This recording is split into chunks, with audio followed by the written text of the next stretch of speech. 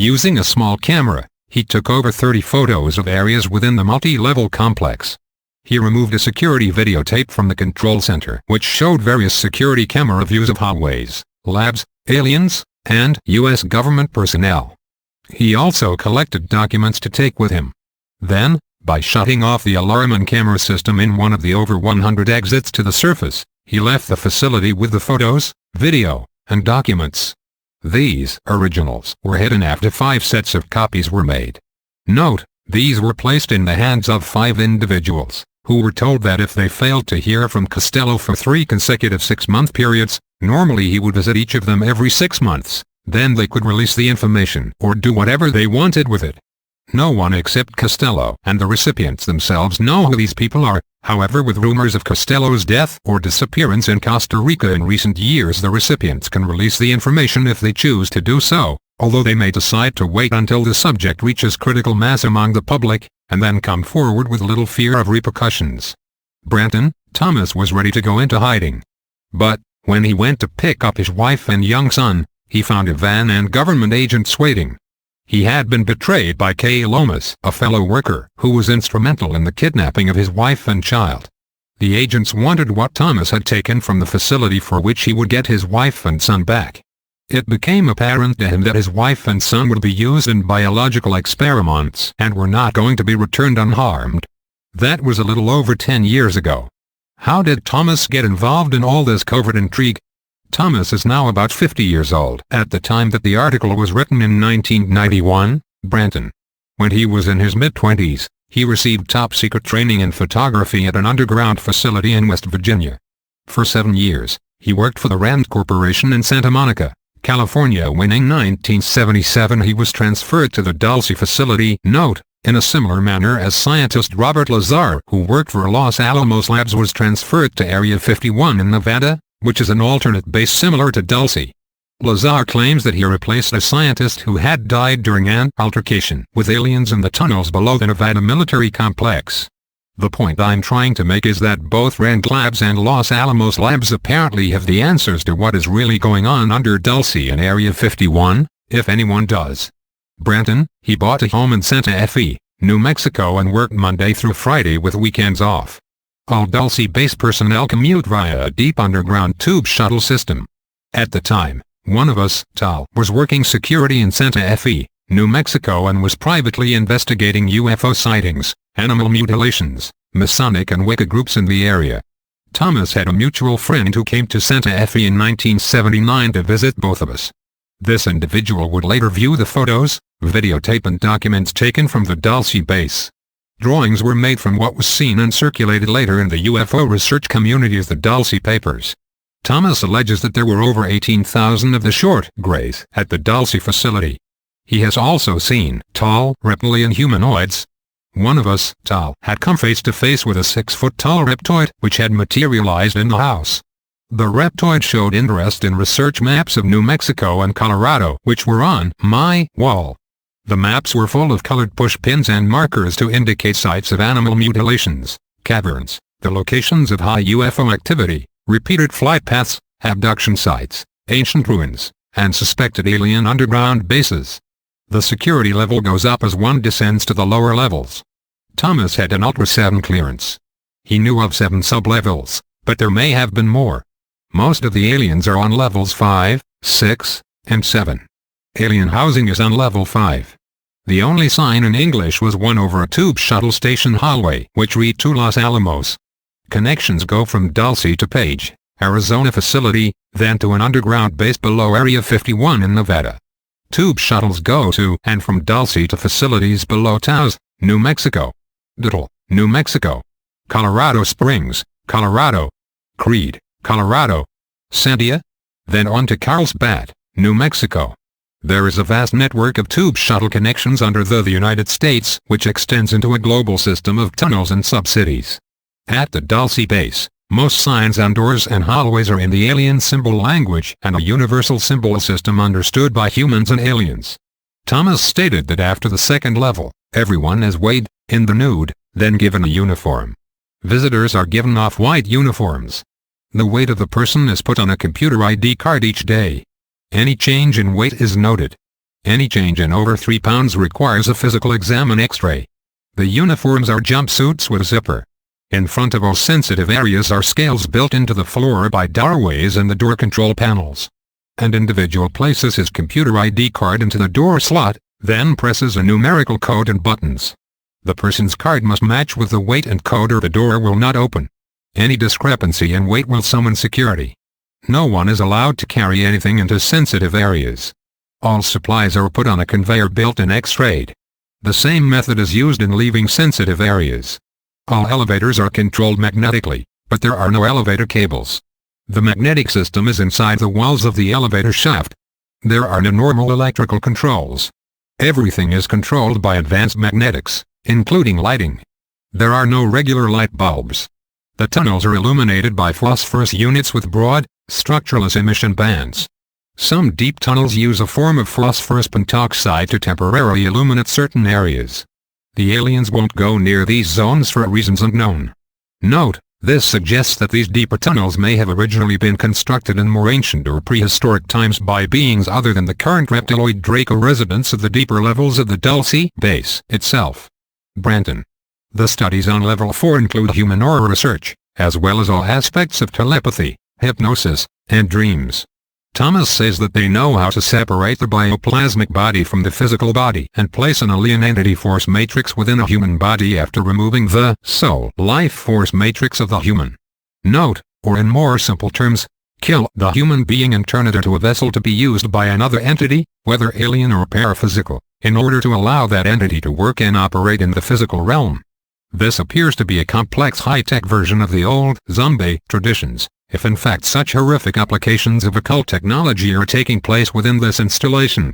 Incidentally, the interlinking underground systems converging below Dulce, New Mexico, have been described only in part within this and other related accounts. Those sectors of the underground that are forbidden to most humans and under reptiloid control, are of course those areas that we know the least about. Branton. Level 6 is privately called Nightmare Hall.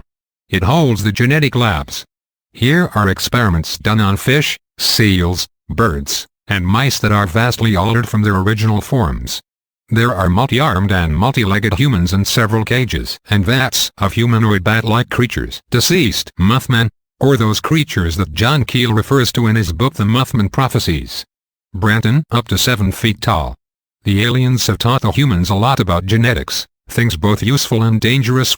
Tall then describes something which might seem unbelievable if it weren't for the fact that dozens of other sources seem to have confirmed it. This discovery was reportedly one of the real reasons for the incitation of the Dulce Wars. Level number 7 is the worst. Row after row of 1,000s of humans and human mixture remains in cold storage. Here too are embryos of humanoids in various stages of development. Also, many human children's remains in storage vats. Who were these people? My sources of information include people who worked in the labs, abductees taken to the base, people who assisted in the construction, intelligence personnel, NSA, CIA, etc., and UFO and Earth researchers. This information is meant for those who are seriously interested in the Dulce base. For your own protection, be advised to use caution while investigating this complex. The Greys, the reptoids, the winged Draco species are highly analytical and technologically oriented. They have had ancient conflicts with the humans and may be staging here for a future conflict. Principal government organizations involved with mapping human genetics, the so-called genome projects, are within the Department of Energy, the National Institute of Health, the National Science Foundation, the Howard Hughes Medical Institute, and, of course, the Dulce Underground Labs run by the DOE. Note, the Department of Energy, which also runs the Nevada test site. Branton. Is the alien and human biotech being used to nurture and serve us, or is it being used to control and dominate the United States? Why have UFO abductees been used in genetic experiments? It was when Thomas encountered humans in cages on level 7 of the Dulce facility that things finally reached a climax for him. He says, I frequently encountered humans in cages, usually dazed or drugged, but sometimes they cried and begged for help. We were told they were hopelessly insane, and involved in high-risk drug tests to cure insanity. We were told never to speak to them at all. At the beginning we believed the story. Finally in 1978 a small group of workers discovered the truth. That began the Dulce Wars. We may find it hard and unpalatable to digest or even believe Thomas' story, and why should we even give it a hearing at all? Probably for no other reason than the fact that many others are coming out and telling bizarre stories, and the fact that there may be a terrible truth hidden behind the continuing phenomena of UFO sightings, abductions, and animal mutilations. Our government intelligence agencies have had an ongoing watchful eye on all UFO activities for many decades now. This bizarre phenomena must have a bizarre explanation. We may be only one outpost in a vast interstellar drama. Recently, researcher John Anderson went to Dulce, New Mexico to see if there is anything to the reported UFO activity. He says that he arrived in town coincidentally to see a caravan of cars and a McDonnell Douglas mini-lab in a van going up a rural road near the town. He followed them to a fenced-in compound where he waited to see further developments. Suddenly, 6 UFOs descended rapidly over the compound, hovered long enough for him to snap one picture, then shot up and out of sight. When later stopping in a store to tell the owner of the UFO photo he had taken, the store owner listened and revealed how he had been a victim cattle rancher of cattle mutes. Their conversation was interrupted by a phone call, after which the store owner told John to leave at once, then closed the store after John went to his car. John then saw a mysterious van drive up to the store and a man got out and went in. John decided to leave Dulce at that moment, but was followed by 2 men in a car as he left town.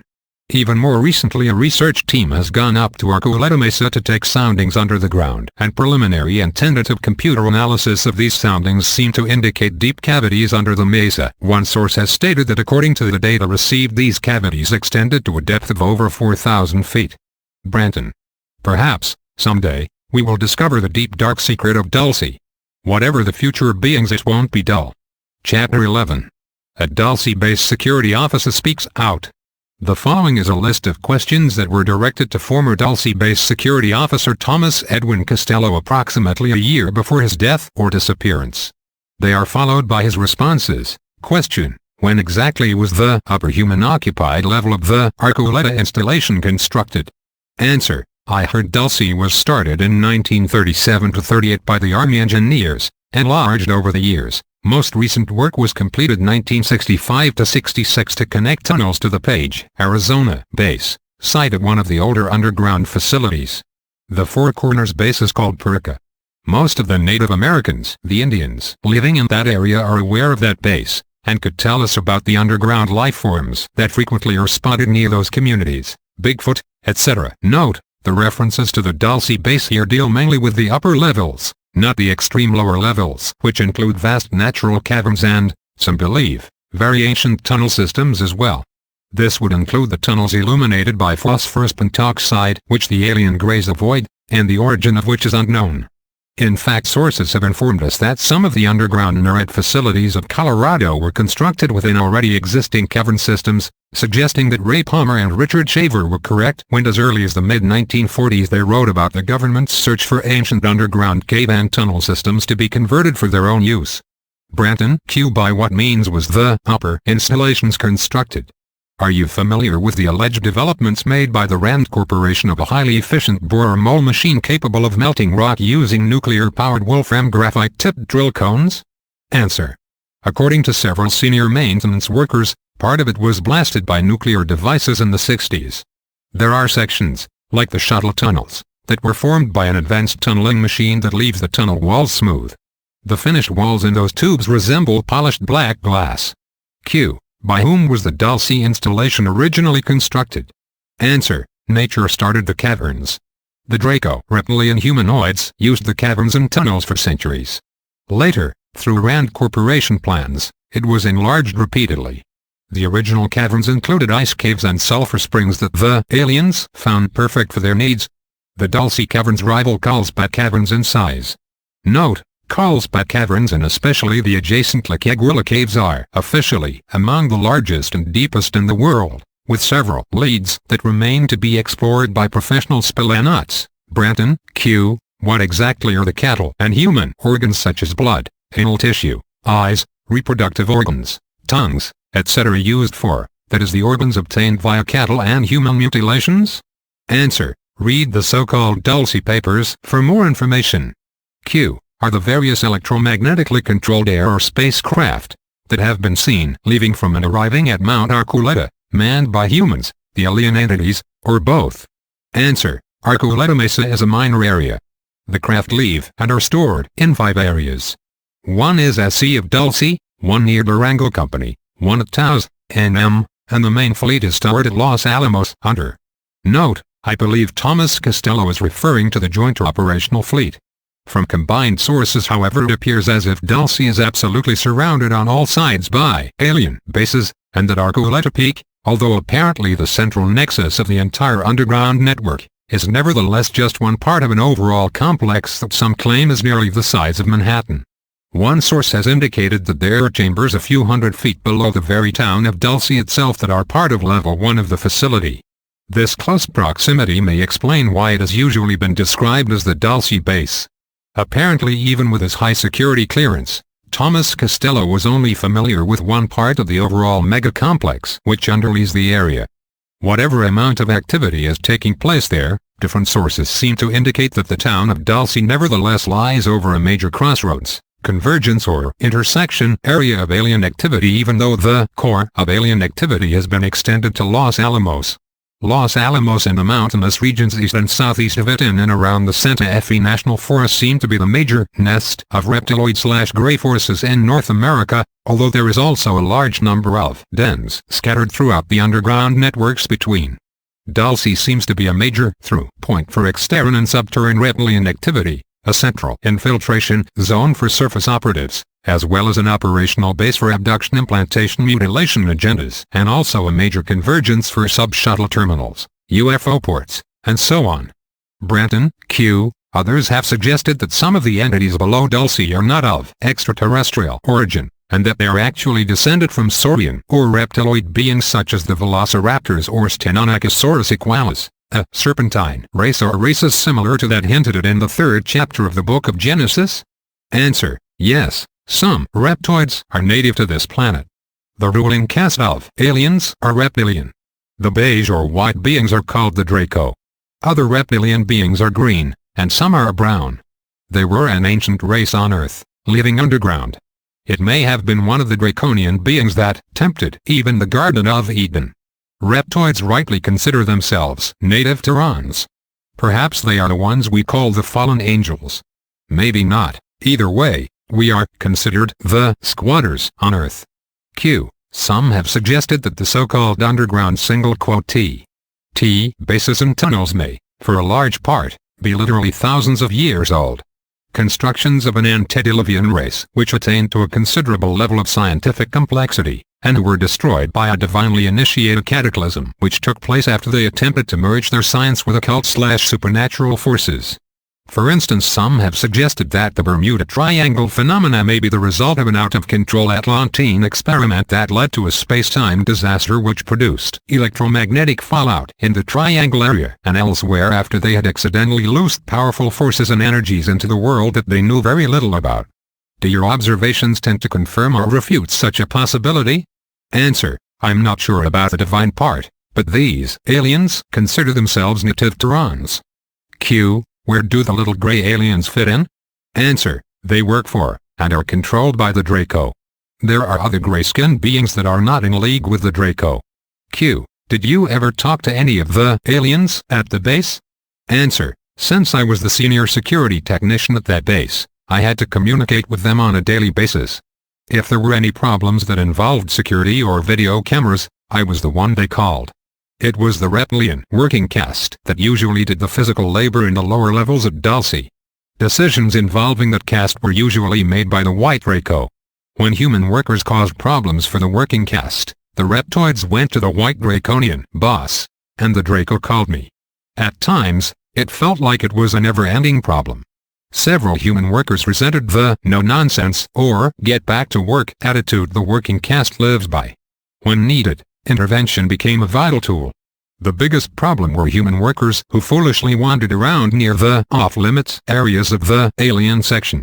I guess it's human nature to be curious and to wonder what is past the barriers. Too often someone found a way to bypass the barriers and nose around. The cameras near the entrance usually stopped them before they got themselves in serious trouble. A few times I had to formally request the return of a human worker.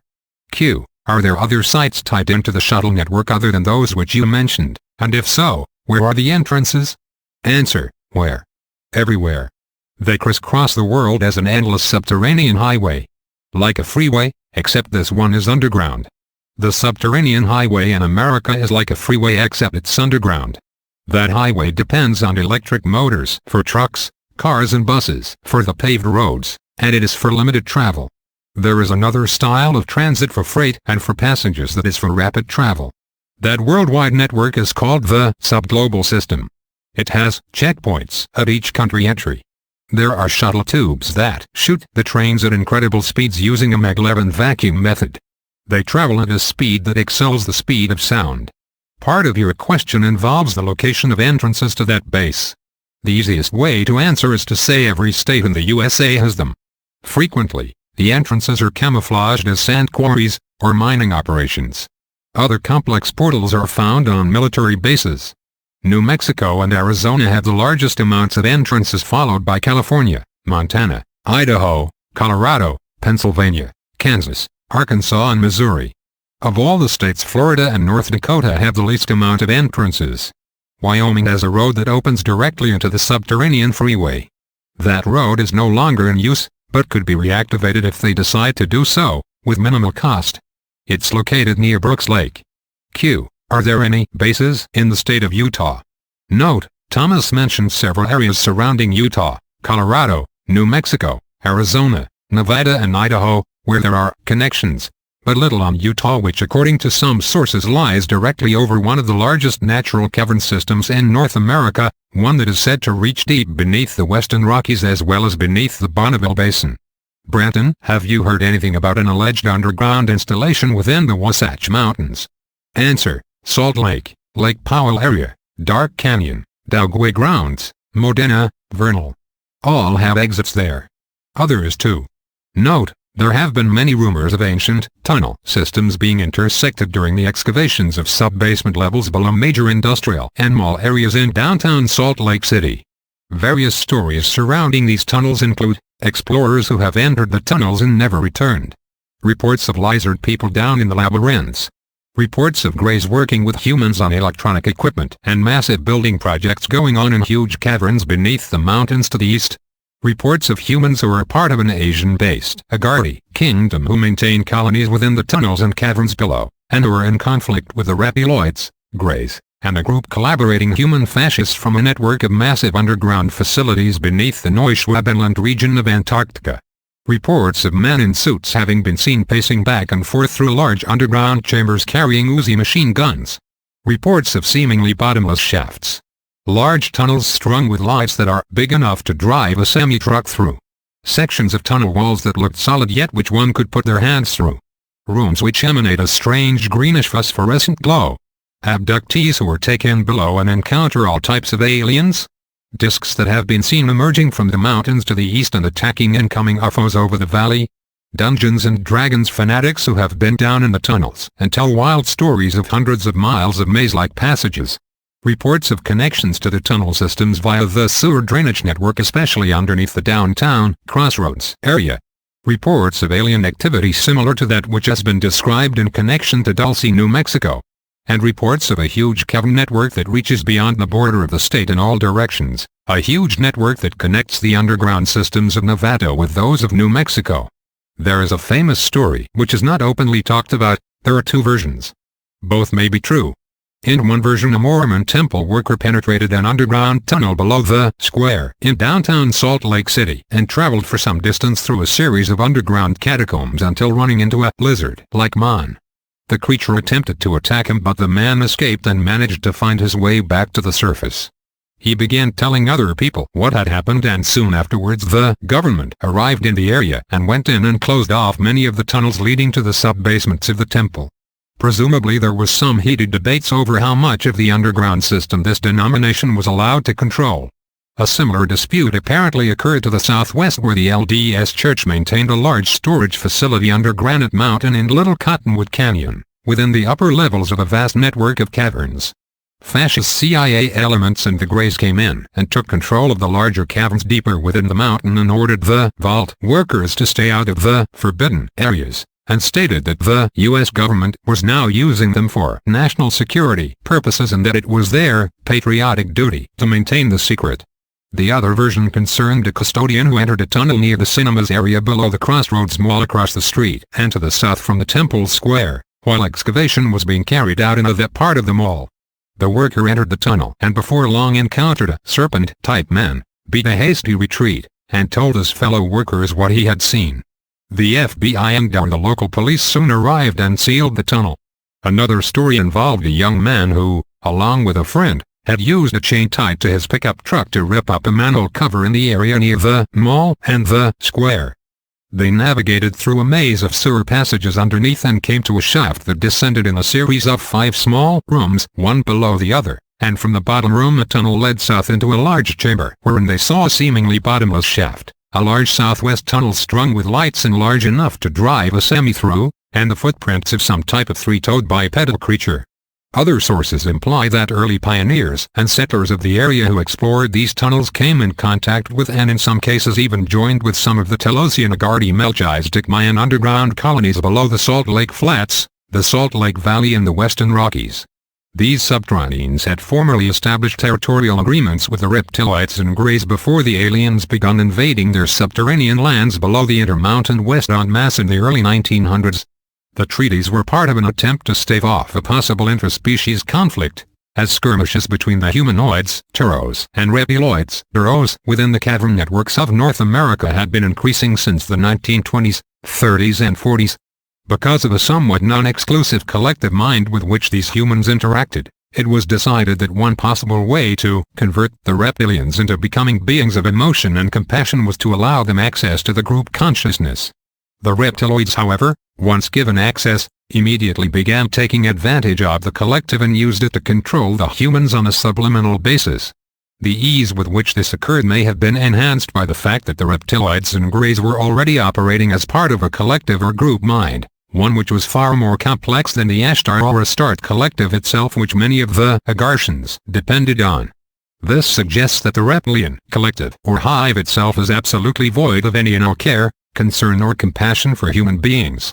Individual reptiloids operating distinct from the draconian collective might however be tamed by other collective free humanoids in some cases, as some have reportedly been tamed by the Andropleiadine worlds. If the non-humans could be severed from the collective, they might be deprogrammed and reprogrammed, so to speak, and even attain individual awareness and a degree of emotionalism. In such cases it would not be advisable to give these creatures equal standing among humans, and absolute subservience and monitoring should be enforced even if means were found to sever them from the collective mind network. When dealing with the reptilian forces, unconditional surrender should be first offered, and if this is not accepted then direct military action would be justified, especially in light of the many permanent abductees whom the greys and reptiloids have taken captive, those who are still alive, to their underground systems. Most of the treaties that the humanoids had made with the reptiloids down under have since been broken. Especially following the Groom Wars of 1975 and the Dulce Wars of 1979, during which time much of the underground United States-based networks, which were funded by American tax dollars by the way, were taken over by the Greys. Some sources have implied that the aliens took advantage of the chaos especially during the Dulce Wars and commenced to invade and conquer several of the older underground colonies. This apparently led to a rift in the Ashtar collective, with many humanoids and hybrids splitting off and joining with the Andropleiadine Federation non-interventionists, and many reptiloids and heartless humanoid agents splitting off and joining with the interventionists of the Draco-Orion Empire. The Sirius B system, which, aside from Arcturus and Sol, has been the major center of Ashtar activity, has since been shaken by this split between the two opposing Ashtarian factions, and war had reportedly raged through the Sirius system for several years, according to some contactees.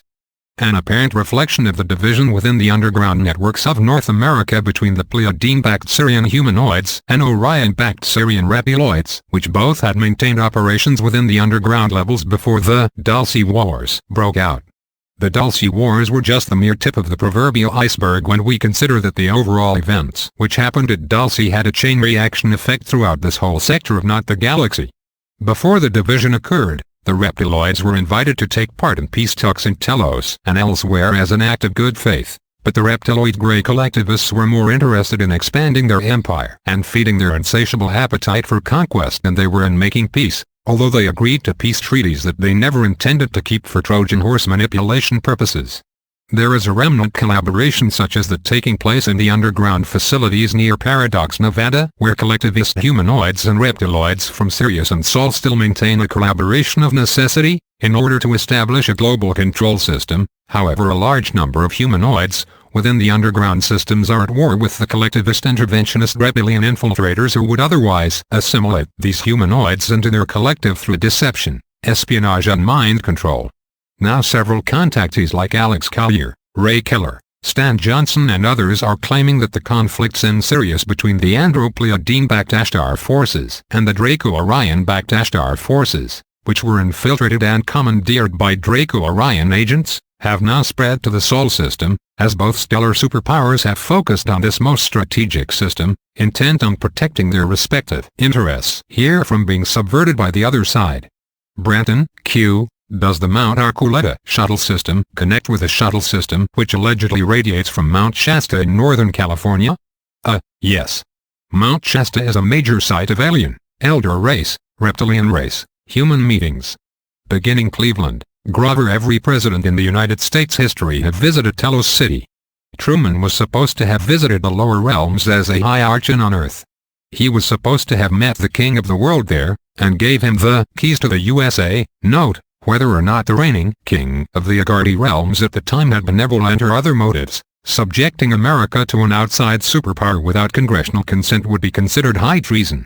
Although unelected/appointed individuals working within the executive military-industrial branch of government might choose to do so of their own volition without congressional or senatorial consent, such an act cannot apply to the America which is based on the Declaration of Independence, the United States Constitution and the Bill of Rights.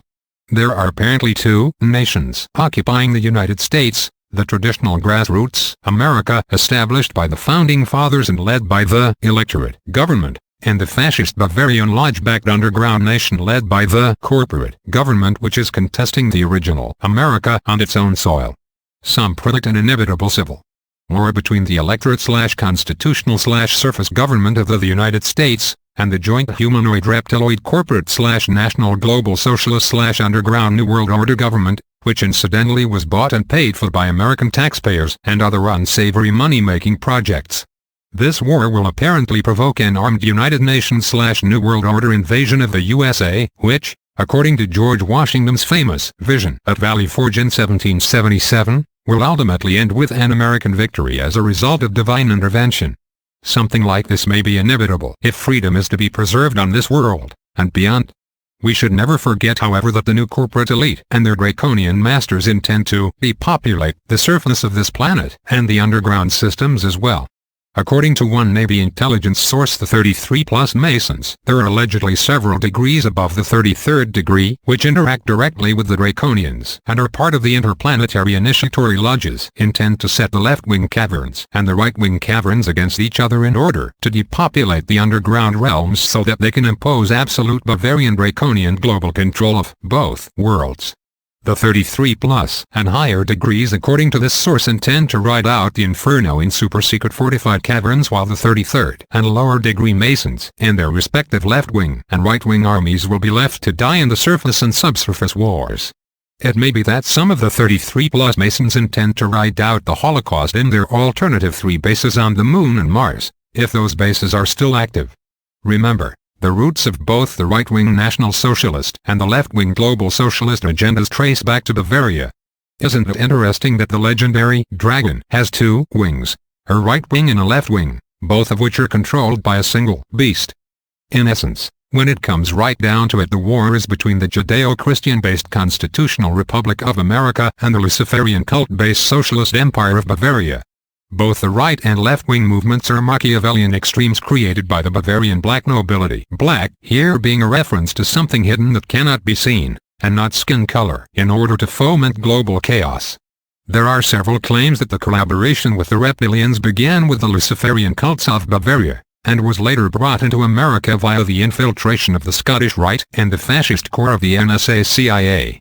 There may have nevertheless been a reptilian presence below North America within the caverns that dates back several centuries. However, a massive reptilian infestation of these underground systems seems to have begun near the beginning of the 20th century. Mount Archuleta might be considered the capital of the alien segment of the secret Bavarian Draconian New World Order government in America, with the deep underground systems beneath the Denver International Airport being the capital of the human segment of the secret government. Branton. Truman received assurance to new high-tech knowledge, and victory over all enemies on Earth. He then was introduced to Samaza and Coach, aliens from Boots and Teflon Draco, both reptilian kings or ambassadors. Truman updated the Single Quote 100 treaty that began in 1933, Roosevelt, and requested magnetic advance, space knowledge and experiments. Coach agreed, Samaza partially agreed. He exchanged hostages for genetic experiments and magnetic advance, but vetoed space and beam weaponry. Q. Did you notice any involvement of high-level Freemasons, Rosicrucians or Jesuits within the underground installation and/or with the aliens? Note, this question is based on the assumption made by some researchers that many of the Masonic lodges were, beginning about 1776, infiltrated by the Bavarian Illuminati. Much of the Masonic world is ultimately controlled by the Bavarian Lodge-backed 33+ degrees of Scottish Rite Masonry, a rite which according to early Masonic authority Rebold can be traced back to the Jesuit College at Claremont in Paris, a rite which advocates the destruction of national sovereignties in exchange for world government, the destruction of religious and especially Judeo-Christian movements, and the destruction of the family structure to be replaced by state control of children, etc., as opposed to the more traditional Protestant Christianized York Rite of Masonry which the Scottish Rite has attempted to subvert since its inception into Masonry. This question was also based on claims from a former 33rd degree Mason, James Shaw, that the Scottish Rite headquarters in the House of the Temple, which lies at the northern apex of the pentagram-like street layout of Washington, D.C., is filled with all kinds of indications of serpent worship in the form of murals, carvings, statues, etc., depicting serpentine figures. Actually, from what my sources tell me, not only are there degrees beyond the 33rd degree, but the 33rd degree itself is made up of two cores, an inner and outer core, the 33rd degree and the 33+ degree.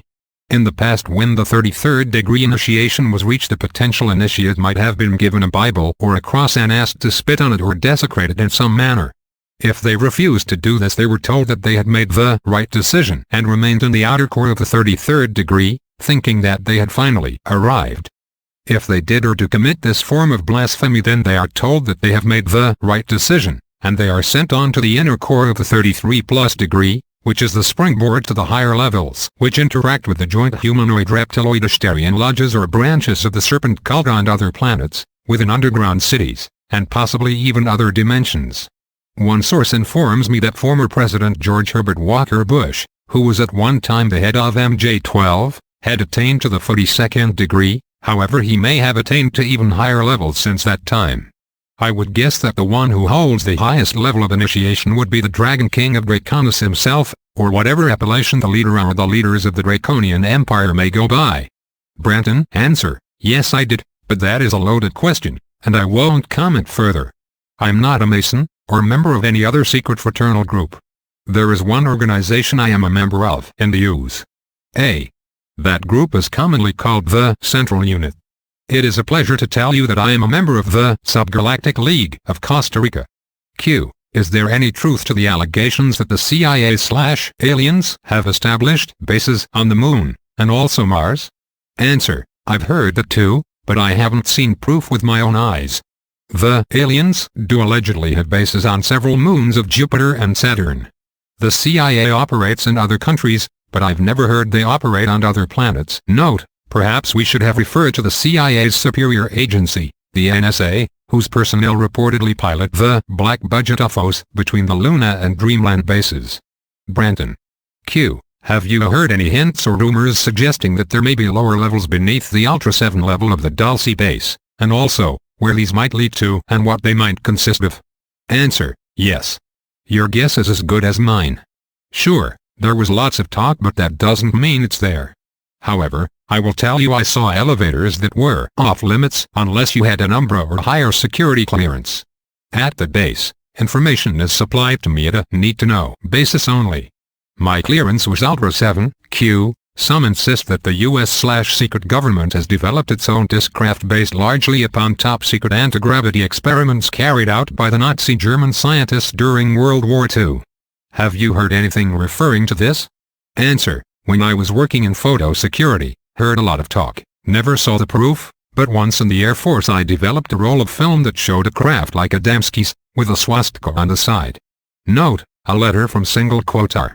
J.M. of Pennsylvania dated January 31, 1991 stated, I have a lot of UFO videos. I also have The Secret Land, 1947. It shows Bunger's Oasis and says they discovered warm land at the South Pole. One German author claims the Nazis had a photo finish fight with Bird. At the end of the movie, it says, Bird's intrepid 4,000 met and defeated Antarctica's toughest battalions. I don't think they were talking about the weather. Another source has stated that there were losers on both sides, and the battle for Antarctica against the Nazis' last battalion, which had fortified themselves in underground bases below the mountains of Neuschwabenland, Antarctica, ended in a stalemate. Question: why would Adolf Hitler and Eva Braun commit suicide after Hitler had spent so much energy executing over 5,000 Nazi officials whom he suspected were behind his assassination attempt at the Wolf Bunker, especially if he had a way out via a secret Nazi South Polar base? The March 18, 1994 issue of the Plain Dealer, Cleveland, Ohio, carried an AP story titled, Doctors Find Burnt Body Could Not Be Hitler's. Excerpts include: French forensic experts say the charred corpse said to be Hitler's is not his body. Experts falsified verification reports ordered by Joseph Stalin to appease the Soviet dictator. The body is actually that of an unknown German male. The forensic experts spent more than 2 years analyzing the autopsy reports prepared by Soviet coroners in the days following the surrender of the Third Reich in 1945. The body, said to be Hitler's, had an extra tooth and only one testicle. No German doctor who had examined Hitler before his death ever mentioned either anomaly. This is also interesting when we consider that the well-known abductee, Barney Hill, remembered the following experience under regressive hypnosis as recorded in the Paranormal Encyclopedia, Mysteries of Mind, Space and Time. Barney and his wife Betty were abducted by gray-skinned humanoids from Zeta Reticuli. However, one of the beings on the craft was described by Barney Hill under regressive hypnosis in the following words, which are taken from p.1379 of the encyclopedia. Another figure has an evil face. He looks like a German Nazi. He's a Nazi. His eyes. His eyes. I've never seen eyes like that before. Remember that this occurred nearly 15 years after Europe had supposedly been denazified. There seems to be an Antarctic connection with the Dulce scenario as well as other possible Nazi connections. German tourists scouring New Mexico, exploring mines and caves, and buying up land and mineral rights just before the outbreak of World War II. The Nazi-connected CIA's involvement and their placement of several Nazi SS agents, who had been brought into the United States via Project Paperclip, within the Dulce and other underground facilities. The involvement of secret Bavarian lodges at Dulce, and the possible Antarctic and Dulce connection to Alternative 003 single quote. Another interesting connection is the fact that the secret Nazi teams involved in the construction and operation of the underground bases below the mountains of Neuschwabenland and elsewhere in Antarctica were called Ultra teams. Ultra is also the code name for the Dulce base. Also, there seems to be a direct connection between the Dulce base and the Montauk base in Long Island, which was / reputedly jointly operated by the Draconian reptiloids, Orion Greys and the Bavarian Thule Society, which had backed the Nazi agenda. Branton, Q. Tom, did you have access to the alien craft? Were you ever inside any of them? Answer: yes, I frequently saw them in the garages. There are quite a few of them. The main fleet is stored at Los Alamos. Yes, I entered several crafts. There were two things that stick in my mind: the odd spongy feeling of the floors, and the unusual pinkish-purple color of the lighting. The crew stated the floor becomes rigid in flight, and the purple tint of the lighting changes to bright blue-white. The entire inside of the aircraft are scaled down in size, when compared to the average human. The holes were curved and narrow, but somehow, when inside it appears bigger than it looks. Certain areas, the outermost sections, almost felt and looked alive. I was never taken up in one. Q. Can you give me more information on the reptilian race? What do they do on the 6th level? The area called Nightmare Hall. Answer: the worker caste does the daily chores, mopping the latex floors, cleaning the cages, bringing food to the hungry people and other species. It is their job to formulate the proper mixture for the Type 1 and Type 2 beings that the Draco race has created. The working caste work at the labs as well as at the computer banks. Basically speaking, the reptilian races are active at all levels of the Dulce base. There are several different races of aliens that work on the E section at level 6, no doubt some collaborating Nordic factions included. Branton. That section is commonly called the Alien section.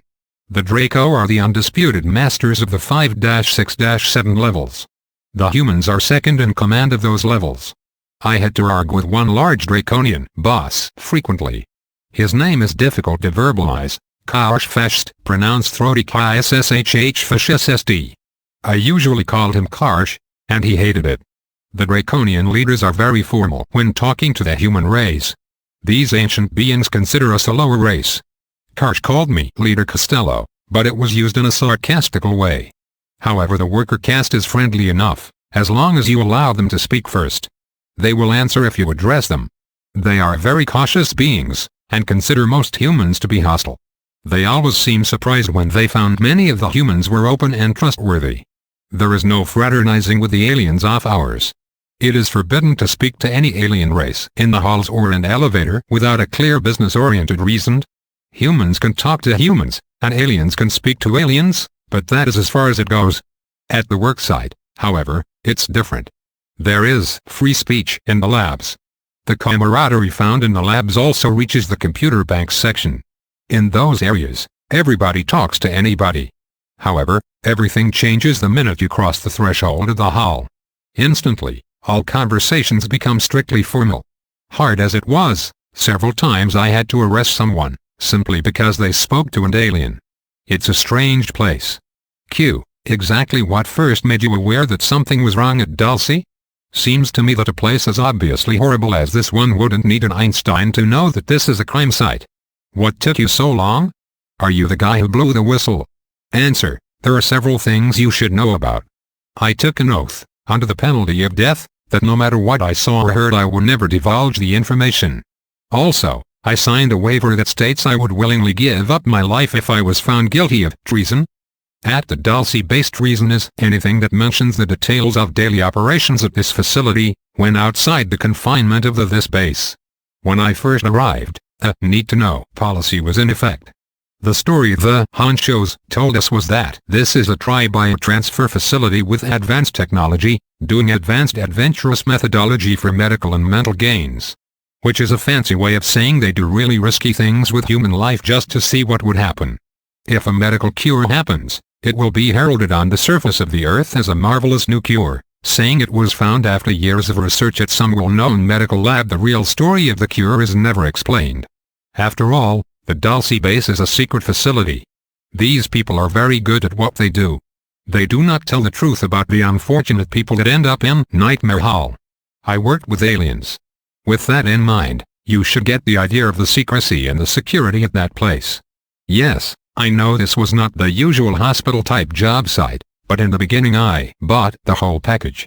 I was reminded daily by intercom, in the elevators, that this site does high-risk advanced medical and drug testing to cure insanity. Please, never speak to the inmates, it can destroy years of work. I'm sensible. When doctors say don't speak to them, who was I to destroy the delicate situation?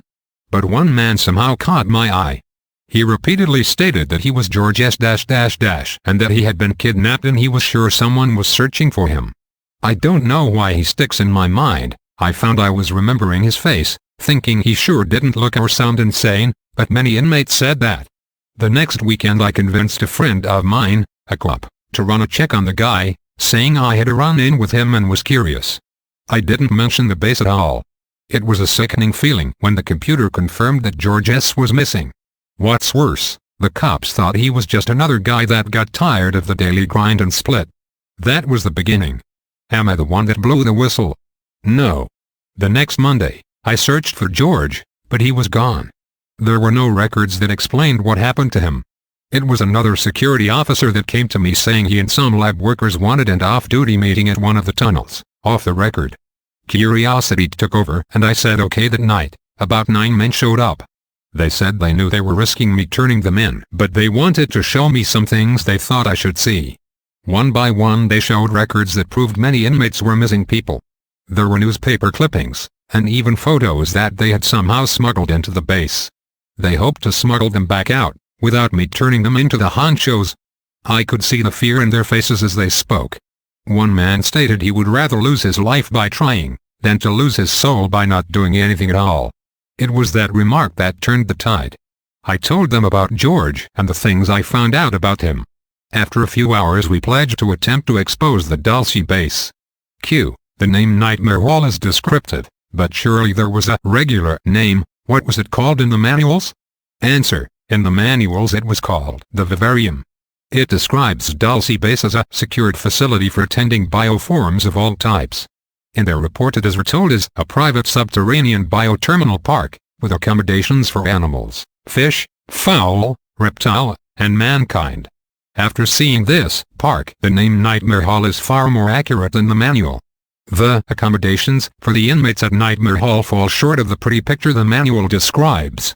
Q. You mentioned one rebellion leader, Karsh Fest. Do you know anything about him, like where is he from? Is he from Earth or some other planet? Answer. His name means, Keeper of the Laws. They received their name after they reached the age of awareness. They do not recognize time as an important factor in being aware the way humans do. Upon their age of awareness, they are cognitive of the station or position they are destined to fulfill. At that time they chose or allow someone to choose their name. Their name will include the position they hold in several personally chosen letters. Each letter has a personal meaning, known only to the alien and the one that chose their name. Since Karsh's name means Keeper of the Laws, his name includes Karsh, memory or keep, base word for Akashic, record, and fast, law, base word fast or bind. Rebellions choose to be not only private but secretive of the location of their natal place. To them birth, or emergence of life, is considered as one of the sacred rites of life. They consider Earth or Terra their home planet, but several reptoids discuss several star maps. Most of those stars were within the Milky Way. Within those star maps lies the stars and planets of the allegiance. Earth being one of the planets in their trade routes. If any human asked clear questions about the allegiance, the aliens referred the questions to the Draco. The Draco in turn, referred the questions to their supervisor, me. I did not have that information about the stars, because information was supplied on a need-to-know basis. I didn't need that information. Q. Did any of the working caste join in the revolt? Could you give me some names? Answer. A few of the reptilian janitorial crew let us know that they knew we were attempting to sabotage the work going on in the 6th and 7th levels. One of them, with the name Shal, secretly formed a small group of reptoids with the same mindset as my group. Note, take note of the similarity between this scenario and the NBC miniseries V, which is now available on video cassette after years of non-availability. I have it on good authority that the original author of the V idea was an investigator who knew Thomas Costello on a personal basis. He had connections in Hollywood and had written a motion picture script, which was in turn seen and borrowed without permission by an NBC employee and rewritten as a miniseries. The show was based on reptilian humanoids from Sirius B who had come to Earth under the guise of benevolent human-like space brothers to bring a new order of universal peace. In reality they had a secret agenda to rape planet Earth of her resources and steal her people for biological sustenance. This agenda was being contested by a human resistance who refused to fall for the reptilians' facade, and these resistors were in turn working with a secret fifth column of reptilians who did not agree with their leader's agenda for planet Earth. Could this mini-series have had an actual basis in a bizarre reality? Branton. Schall took upon himself the danger of informing me. He was as open as is possible in the unique situation. On the day I found out about it, I was inspecting a camera near an exit tunnel. He approached, stooped down. The tall reptiloids average about 7-8 feet in height according to most witnesses, Branton, seemingly scraping some non-existent dirt, and he quietly said, "A few of us agreed that you were singular in your interest in missing human reports. If true, walk away. I'll reach you. If it's untrue, destroy my life now." My heart almost leapt out of my chest, but I silently walked toward one of the wide halls. For the rest of my life I'll remember those words. It was the first time I knew reptilians could have individual thoughts and opinions. Basically, They formed a uniform front with a small variety of interests. Or at least, that was what we had thought. It was a couple days before I heard from him again. As he walked beside me in the 6th level's infamous hall, I heard him say, "Enter the exit tunnel on the 6th level, north, after your shift." The next few hours were long and filled with thoughts of betrayal, or worse, but I shouldn't have worried. I contacted one of the original 9 resistance men, and let him know, just in case. Gordon wanted to go with me, but I convinced him to wait a few feet from the exit and pretend he was having trouble with his cart, electric, like a golf cart. When I got there, there were 3 of them. Shaw formally introduced Fast Shaw and Huam's Shaw. Named base word is Shaw or assist. With that, I quickly grabbed Gordon from the hall and the 5 of us talked and walked in the dark tunnels about 3 hours. After that day, the joint resistance group got bigger and bolder. Ultimately, it ended when a military assault was initiated via the exit tunnels and they executed anybody on their list, human or reptilian. We fought back, but none of the working caste had weapons, nor did the human lab workers. Only the security force and a few computer workers had flash guns. It was a massacre. Everyone was screaming and running for cover. The halls and tunnels were filled as full as possible. We believe it was the Delta Force because of the uniforms and the method they used that chose to hit at shift change, an effort that killed as many as named on their list. Note, if Thomas Costello is correct in his assertion, then based on his overall revelations, as well as the revelations of others such as Robert Lazar, Phil Schneider, etc., the Dulce Wars were the result of at least 5 overlapping factors or scenarios which converged at more or less the same time or played into each other. This may have also involved a conflict of interest within MJ-12 itself, and apparently involved different security forces including the Delta Force, Black Berets, Air Force Blue Berets, Secret Service, FBI Division 5, CIA Stormtroopers, and Dulce Base Security. The various factors which seem to have played into the Dulce Wars would include animosity towards the Greys for their slaughter of several scientists and security personnel in the Groom Wars below Area 51 3 years earlier as described by former MJ-12 Special Studies Group agent Michael Wolff. Accidental encounters between aliens and human construction workers and security forces near Dulce as described by Phil Schneider. An attack on the Dulce base resistance that was apparently ordered by die-hard collaborators and deep-level intelligence as described by Thomas Costello.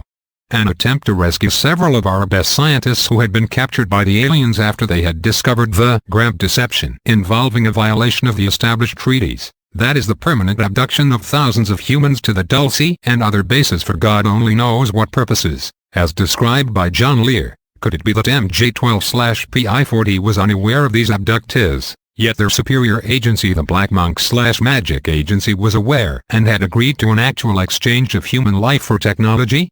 And another factor would involve a dispute over whether human security personnel could carry flash guns as opposed to machine guns.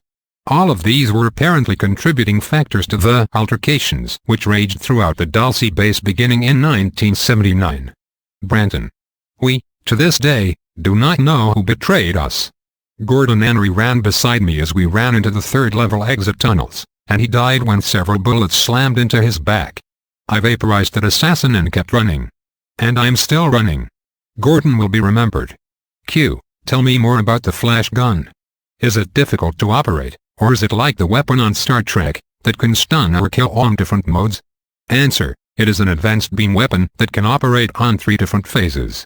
Phase 1, like Star Trek, can stun and maybe kill, if the person has a weak heart. On Phase 2, it can levitate anything no matter what it weighs. Phase 3 is the serious business mode. It can be used to paralyze anything that lives, animal, human, alien and plant. On the higher position on the same mode, it can create a temporary death. I assure you, any doctor would certify that person is dead, but their life essence lingers in some strange limbo, some kind of terrible state of non-death. In 1 to 5 hours the person will revive, slowly. First the bodily functions will begin, and in a few minutes, consciousness followed with full awareness. In that mode the alien scientists reprogram the human brain and plant false information. When the person awakes, he recalls the false information as information he gained through life experience. There is no way for a person to learn the truth. The human mind remembers and believes completely the false data. If you attempt to inform them, they would laugh or get angry. They never believe the truth. Their mind always forgets the experience of reprogramming. You asked if the flash gun is difficult to operate. A 2-year-old child could use it with one hand. It resembles a flashlight, with black glass conical inverted lens. On the side are 3 recessed knobs and 3 curved grooves. Each knob is sized differently. The closer the knob to the hand, the less the strength. It's that simple. Each knob has 3 strengths also, with automatic stops at each position. The strongest position will vaporize anything that lives. That mode is so powerful it will leave no trace of what it vaporized. Q. Is the weapon called a flash gun, or is there a different name in the manuals? Answer. Everybody calls them flash guns, or more commonly, the flash or my flash when talking about it. In the manual it is first introduced as the Armorlock's weapon. After that, it is explained as the flash gun. Q. What type of security is found at the Dulce base? What else is used against the espionage or unauthorized entry? Answer. I'll mention a few, but it would be nearly impossible to cover it all. The weapon, besides the flash gun, mostly used as a form of sonic. Built in with each light fixture and most camcorders is a device that could render a man unconscious in seconds with nothing more than a silent tone. At Dulce there also are still on VCR cameras, eye-print, handprint stations, weight monitors, lasers, L-phenom equipment, heat sensors and motion detectors, and quite a few other methods. There is no way you could get very far into the base. If you made it to the 2nd level, you would be spotted within 15 feet. More than likely, you would become an inmate and never see the light of the surface world again. If you were lucky, you would be reprogrammed and become one of the countless spies for the ruling caste. Q. According to certain reports, the Dulce base is host to other aliens that live in level 5. Is that true? Can the humans freely roam or meet one-to-one in the halls, or is some type of protocol in effect? Answer. There is protocol from the first time you enter the base, and it must be followed every time you see an alien there. From the working caste, to the visiting aliens, to the ruling caste, there is a never-ending checklist of rules, law, and strict protocol. There is never a chance to roam on the 5th level. The alien housing area is off-limits to any human. The hub is surrounded by security, arsenal, military and CIA/FBI sections. The area past the security is one of the most secured areas because it houses so many classified files. The entire east side of the 5th level is off-limits except for security personnel holding Ultra 7 security clearance or higher. The garage on the west side of the 5th level requires Ultra 4 clearance. Q. Is there proof available that could confirm the allegations of the underground base, or are we just supposed to believe you? Answer. Many people have asked that one. No, I don't expect people to believe with blind faith. There's tangible proof that has been seen, felt or inspected by quite a few folks. I'm in no position to go on a lecture circuit to explain to every person on a one-to-one basis. I am trying to stay alive. All I can do is state again, that Dulce is a secret facility. They work hard to make sure nobody can find the place. If everyone could easily find it, it wouldn't be a secret facility. I've explained the extreme security methods they use. There is other proof available. There are 5 sets of copies in 5 different boxes in 5 different locations that hold complete proof of everything I have tried to explain. Here is a list of contents of each box delivered into the safekeeping of 5 individuals known only to Thomas Costello and to the individual recipients. Branton, 827 sheets of 8x10 photographs of aliens, creatures, cages and vats. B. 1 silent candid videotape, begins on the computer banks, shows the vats, multi-shots of Nightmare Hall, 2 shots of Grace, 1 shot of the terminal showing sign saying to Los Alamos and about 30 seconds of the shuttle train arriving. C. 25 pages of diagrams, chemical formulas and schematics of alien equipment. D. A copy of the new treaty complete with signatures. E. 2 pages of original alien documents signed by Ronald Reagan as Governor of California. Each page includes Reagan's signature. The original set mentioned above is sealed in 1-piece oxygen-free heavy plastic box. That set includes 827 sheets of 8x10 with original negatives. B. The videotape, and the original microfilm, from which the videotape was copied. C. The 25 original pages of diagrams with notations, formulas, alien equipment schematics plus the schematics for the flash gun and my flash gun. D. The treaty with Reagan's signature plus 7 other political signatures and 4 alien signatures. The working flash gun in that box is an extremely dangerous weapon. In the wrong hands, there's no limit on the danger it could inflict. That proof must be protected. But when placed in the hands of certain government agencies, it would not be treated as proof for an alien visitation. That government branch knows the truth and they publicly lie. Think about it like this: do you know, for certain proof, that George Washington lived? Or do you believe what other people said about him? There is no one alive that saw with their own eyes what is claimed about him. You judge all you know about him by what other people said. Columbus said there is a new land, and it was found. I am saying there are aliens in several underground bases in this country and terrible things happen in those places. If I die before it is proven, search for proof. After all, the Dulce base and the other bases aren't going anywhere. Unlike UFOs themselves, they are not here today and gone tomorrow. If they are there, then there are bound to be some indications of the fact. Branton. Demand that the government admit it. If enough people demand it, they will find a way to explain the base, or at least explain why they must keep it secret. There are many people that work at the Dulce base that know me. I am challenging those co-workers to speak up, at least anonymously. Send a letter, or a telegram or fax to confirm what I have explained. In the name of the brave men, women, children and aliens that died trying to let the public know what is going on at the Dulce facility, expose that horrid place before thousands more innocent people are tortured and die unspeakable deaths. Q. What about the elevators? Do they drop from the surface to the 7th level in a couple of seconds? Do you know anything about them? Are they electrically lifted? Everywhere on the surface world there are elevators made by Otis Elevator Company. Does that company make the elevators at Dulce? Answer. I failed to notice what brand was available in the elevators at the base. I could tell you that there is no elevator anywhere at Dulce that drops from the surface to the 7th level. The security blueprints show the levels are stepped down. Each level drops one floor only. Not even the hub has an express elevator. After the 3rd level, not only would you change elevators, you were weighed and color-coded before you re-enter the car. All the elevators are magnetically controlled, even lights in elevators, as well as all lights on all levels are magnetically induced. The light bulbs are not the type bought on the surface, but a totally different type of light system. The illumination found there is a closer match to natural sunlight than any artificial light on the surface world. The shape of the elevators is unique. If you had ever seen a Tupperware sugar bowl, you could see the shape copied in the elevator. Sort of like an open-ended oval with another half-oval on each side. The elevator shaft matches the shape perfectly. The magnetic controls are in a half-oval shape. If you could stand in or close to the half-ovals, you would feel the slight pull of the power of those magnets. The motion is smooth and silent. There is a nearly unnoticed surge when the motion starts or stops. There are no cables needed, because the lift is magnetic, not electric.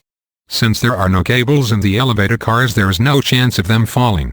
Q. I understand that certain groups of cleared individuals in the government are collaborating with alien groups. Is it known how many groups and of what type they are working with? Answer. I don't know how many groups or what type they are working with. Q. A mysterious security man calling himself Agent Yellowfruit says he worked at Groom Lake, Area 51. The security officer states that he's been in contact with benevolent aliens at the Groom Lake facility. Are you aware of such a group? Answer. Yellowfruit is one of the slang names for yellow jack or yellow flag that shows quarantine and caution in the labs. There are so many different slang names at Dulce labs that meant quarantine that the workers published a booklet to show the meanings. At Dulce, Yellowfruit are the lab workers, so-called from the yellow light outside the decontamination chambers. Banana is the older workers, lemon is the new guys, and so on. Q. Is there an alien installation under a papoose lake at the Nevada test site, and are they conducting biological research at these sites? Answer. Most of the stuff at the Groom facility deals with defense, but there is a large storage area in the tunnels that holds thousands of alien craft parts. From what I have heard, the medical tests at the Nevada test site are conducted by and for the Navy. Q. According to my sources, the aerospace companies have a secret underground installation in the Tehachapi Mountains, not far from Rosamond near Edwards F. Insiders refer to the Tehachapi installment as the Ant Hill. They are experimenting with advanced technology such as anti-gravity discs. Some have seen basketball-sized floating orbs patrol the facility. Do you have any further information on this? Answer. The California mountains, Tehachapi, chocolate, Shasta, etc. all have alien security methods and equipment. The basketball-size orbs are used for unmanned patrol. They are silent, but when photographing living beings there is a humming sound. The glow that emits light is magnetic aura. This light is in the visible spectrum, 3,900 angstroms. You can see the light, but the light does not reflect off anything. Q. Is there anything you can tell me about the moon, alien installations? Atmosphere? The United States bases? Answer. There is not much I can tell you there. I wasn't in the lunar program. I heard there was a lot of equipment sent to the moon between 1959 to 1964 under Project Whiteout.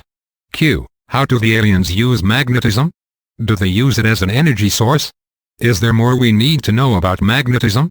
Answer. The aliens use magnetics for everything. They use magnetics as the basic structure for their energy source. The more you learn about magnetics, the better. The human race calls them magnets. The aliens call them lodestar.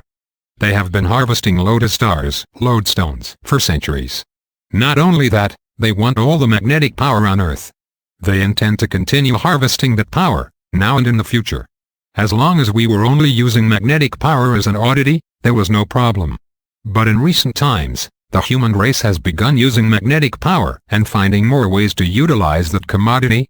There was a treaty made. In the original treaty, the human race, or those who supposedly represented the human race, if you could call it that, Britain didn't mind at all. We considered magnets as hardly more than useless. As people searched for another source for power, we turned to magnetics. The aliens wanted a new treaty. What could we offer? They chose land, underground mining rights, animals and humans for new experiments. The general public never knew about the treaty. The governmental Bavarian cultist heads of the world chose another treaty in 1933. This time, we got high technology in exchange. So now, the more we use magnetics, the more they claim humans, and the lands of the USA we were sold in exchange for magnets. If you doubt it, look around. There are token companies that really utilize magnetic power, but are depending on electric-based or ceramic magnets, not lodestar magnetic oxide of iron-based magnets. Q. What do the aliens do with the cow blood and other parts from mutilated animals? Do they need these fluids for research or survival? Answer. The aliens use the blood and body parts for formula to keep them alive, their food, and for use in the growing vats, and for the artificial wombs. Plasma and amniotic fluid are the two most vital ingredients for their lives. Also, the sap of some plants can keep them alive for months. Most of the plants are parasitic in nature, but red grapes and okra plants can also be added to the formula to keep them alive, if they have no regular formula. Q. Female abductees report being inseminated by aliens. Are they trying to hybridize our species? Answer. Yes, they are breeding slave warriors for the upcoming war with the alien races, the Nordic races. Branton. The serpentine races are in orbit around Earth, Venus and Mars.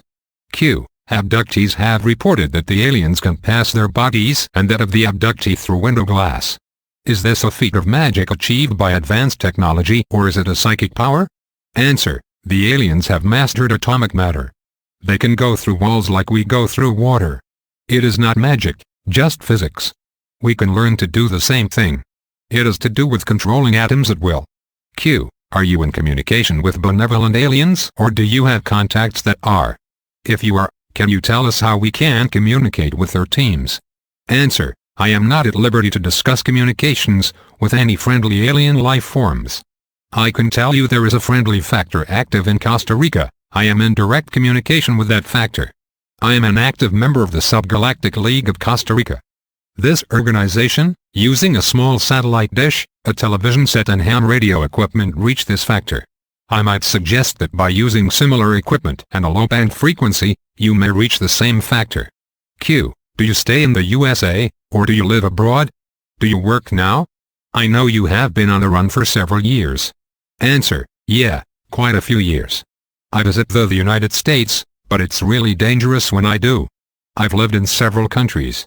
I spent a few years in Mexico, working as a mercenary soldier.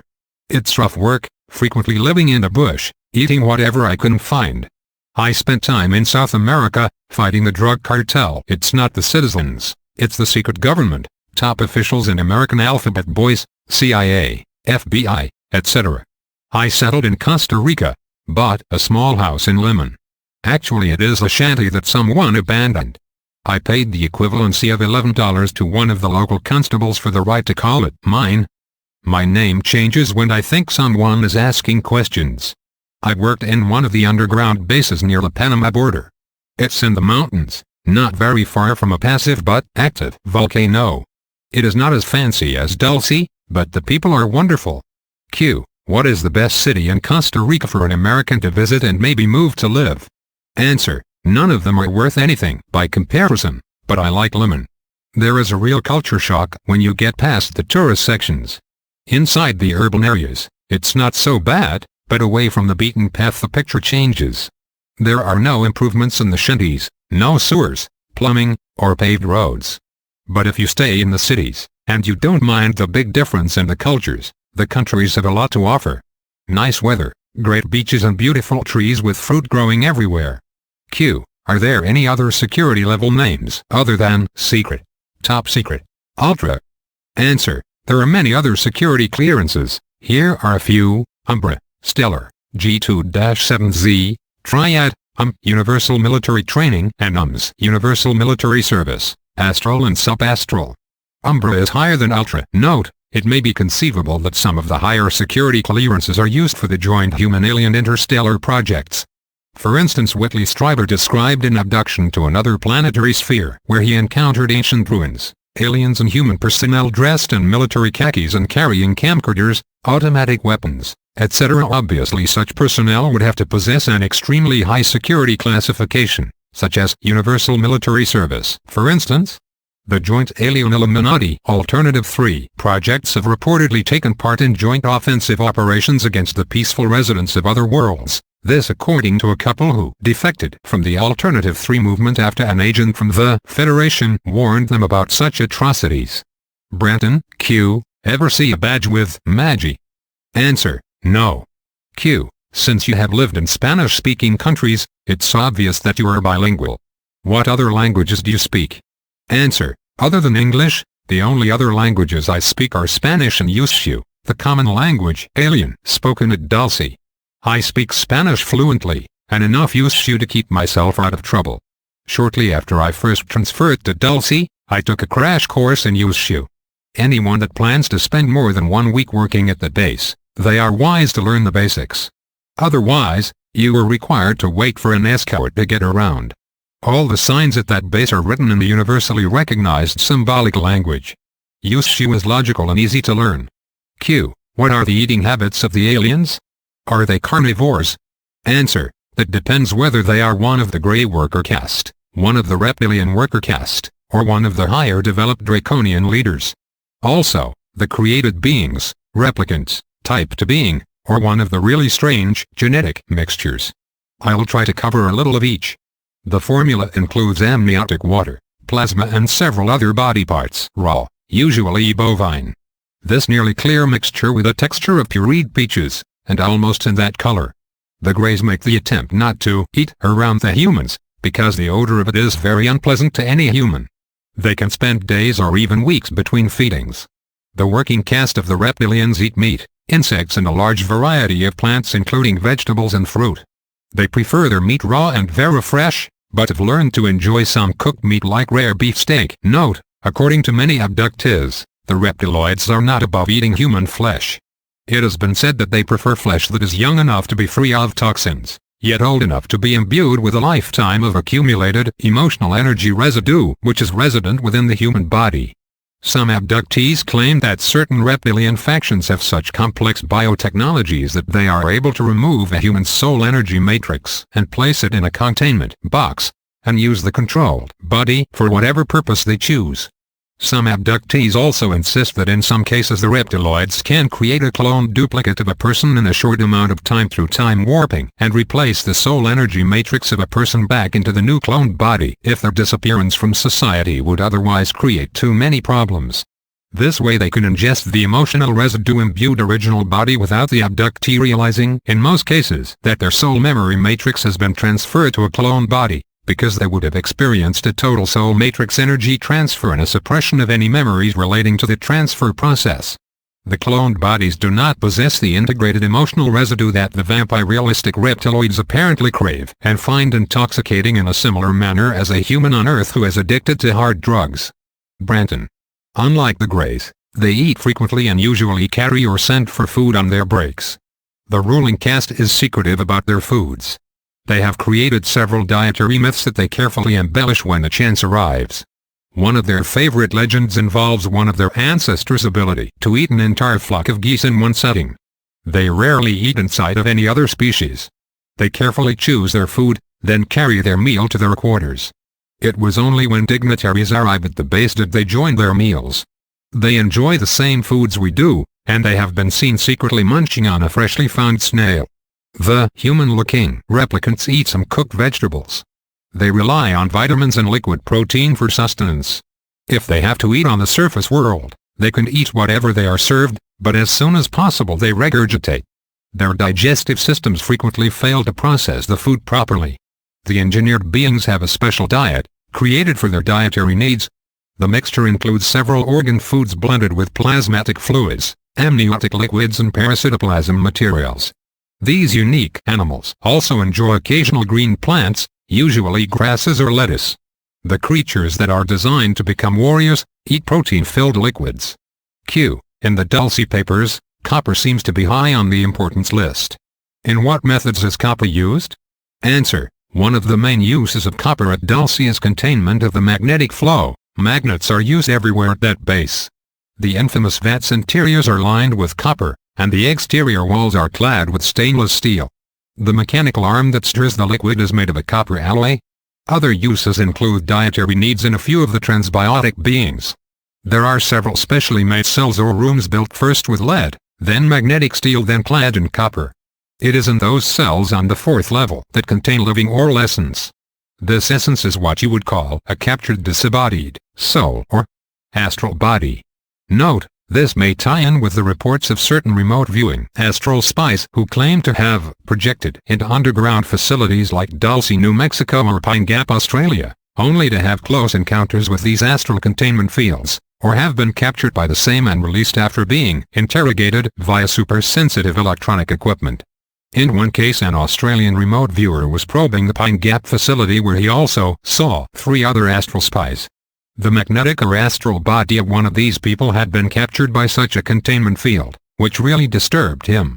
This man, Robert, also saw Greys and reptiloids operating in the deeper levels of Pine Gap, and also Nordic-type humans who were apparently captives and who did not seem to be very happy about being there.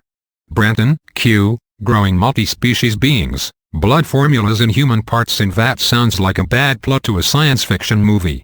The doctors and scientists of the world claim you can't mix the species. Note, naturally this may be true, however through genetic bioengineering and gene splicing this has apparently been accomplished to some extent. Branton.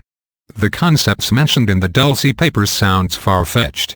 Could you provide information that the average surface world reader could understand about similar things? Answer. The doctors and scientists on the surface world may say that, but underground, away from the prying eyes of ethics boards, they to grow transgenous beings.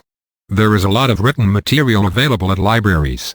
One of the best sources is an easy-to-read book published back in 1969, by Prentice Hall International, with the title of The Second Genesis, The Coming Control of Life, by Albert Rosenfeld. In this book, they discuss animals that may be especially bred to supply genetically reliable organs for people. And the use of fetal or embryonic material from which adult-sized organs and tissues may be grown. Also he discusses the fact that embryonic tissue has no immunological activity, therefore it cannot provoke the defense mechanism in the recipient. It will join the body not as a foreign antigen, but as a natural protein. He further discusses solitary generation, commonly called virgin birth, but also known as parthenogenesis. With one virgin birth in 1.6 million births average on the surface of the world, in Dulce that rate is reversed. Occasionally, a normally born human infant is born in the hospital wards on the 7th level. Parthenogenesis is the method used to grow type 2 beings. The now common transsexual surgery on the surface world began at the Dulce base. Men became women on a whim in the 7th level labs, and with the 4th level technology, The brainwashing resulted in the eager desire to become a woman, and that poor man, whether a willing or unwilling participant, firmly believes he always wanted to be a woman. No one could convince him to believe the truth. All things are twisted. A.T. Dulce. A quote by Dr. Ralph W. Gerard in the second Genesis put in his now classic statement, "There can be no twisted thought without a twisted molecule." Most have originated at Dulce. Q. How are the human workers stopped from telling everything about Dulce? Answer. Implants, fear threats to harm the families, control, also reprogramming with alpha, extremely low frequency, and drugs are the most common methods to encourage the workers not to divulge the location or daily routine. Q. A construction worker at the Ant Hill, the Northrop's Tehachapi base, reports seeing 10-12-foot-tall human-looking beings in lab coats. Who are these guys? Are they from the Hollow Earth? Note, the Hollow Earth theory is one that was postulated by various well-known individuals, including Marshall B. Gardner, Raymond Bernard, William Halley, discoverer of Halley's Comet, Edgar Allan Poe, Edgar Rice Burroughs, John Cleve Sims, John Uri Lloyd and others.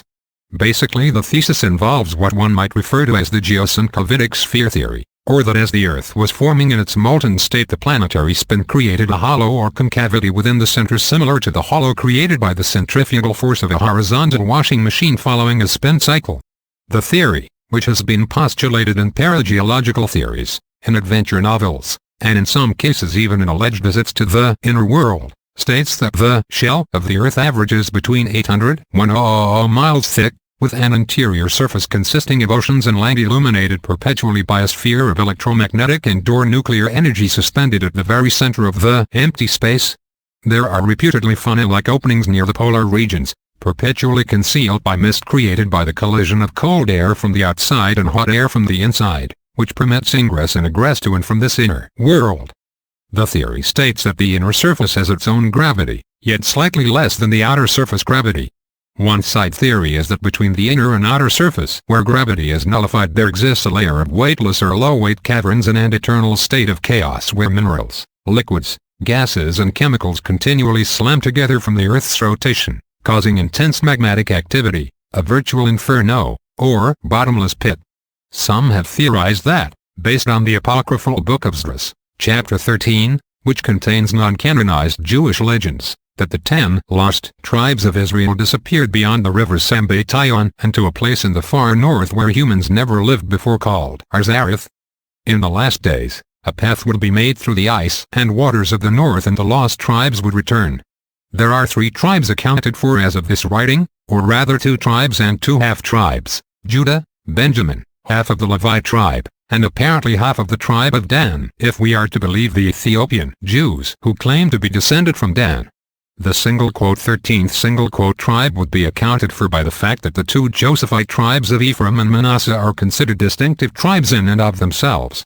As for the giants, some believe that these have a direct connection to the 10–12-foot-tall Anakim people mentioned in the Old Testament who were driven out of Palestine, following which the Torah gives no further details as to their fate, although there have been many reports of such giants being encountered in large cavern systems below Alaska, Oregon, California, Utah, Texas and Mexico, and also reports of ancient grave sites in the western United States and elsewhere where the remains of human giants have reportedly been discovered. Most often they, like the fifth-dimensional Sasquatch people themselves, have been described as being benevolent, unless provoked. Branton, they are probably inner Earth drones, workers. The deeper you get, the stranger the life forms. The tall men are from the subterranean levels, lower yet are the dwarf deformed forms. I don't trust either of them. There are other forms, that both the tall men and the dwarfed men fear and loathe. They are similar to Bigfoot in appearance, but extremely violent and enjoy eating whatever they find while it is still alive. They are subhuman and demented, with an EQ around 15. Note, apparently, according to another source, these lower Bigfoot-type creatures, having more of a resemblance to apes than to the more human-like faces and features of the much friendlier Sasquatch people who frequent the surface, dwell in wild cavern systems some 6 or more miles deep, along with other very large and dangerous insectoid and quadruped or serpentine reptilian life forms reminiscent to something from out of a Hadean nightmare. This is according to a report I investigated some years ago of a group of spelonauts who reportedly broke into a vast underground labyrinth west and northwest of Cushman, Arkansas, where they encountered these types of creatures as well as friendly blue-skinned humans who claimed to be descended from a family that had survived an ancient global deluge by taking refuge within a large ship. These ancient people claimed that their ancestors had come to the Americas and discovered the cavern world, wherein they commenced to establish their hidden civilization. Branton. The reptiloid hominoid as opposed to quadruped or serpentine life forms stay in caves or caverns that aren't very deep. They prefer the desert mountains. They use camouflage rather than fighting, but they do carry drill rods for protection, flash guns. They do have a symbol, not the hokey snake with wings that I keep seeing in the public, which is used mostly by the Greys and also as a medical symbol for the Delta Force. Branton. The reptoids use a dragon with its tail in its mouth, a circle with 7 pointed stars in the middle. Q. There have been reports of the Delta Force having black vans with no tires that hover over the ground. How much are we, USA, already into working with alien cultures? Answer. I haven't seen the black vans you mentioned. We are totally submerged with alien cultures. Very little of the original human cultures have survived. Q. How can we, the public, go after, or expose an alien culture which is covered and hidden? Answer. Go for the best shot. That means go after the reptoid. They stay near the surface. They choose to try to hide and avoid contact. They are soldiers, doing a job, and usually there are 2 or 3 at each job site. They are manning a remote post. They are not to bother the humans unless they are endangering the post. Most of them are not hostile and won't kidnap you. They may blast you with a flash gun that may paralyze you. You won't remember the flash for an hour or 2 and cause confusion and mild fear. It could cause you to black out, pass out, for a while. It is their way to escape and buy time to hide any visible equipment. If you know any areas with repeated reptilian sightings, then that is the place for you to look. They are fearsome to meet face to face, and their voices are harsh and whispery with heavy SS's, but most of them understand English and several other languages. Wear something with a reptile, not something violent, like St. George killing the dragon. Insight. If you see one, keep your hands open, palm forward, arms down. That is the non-aggression approach.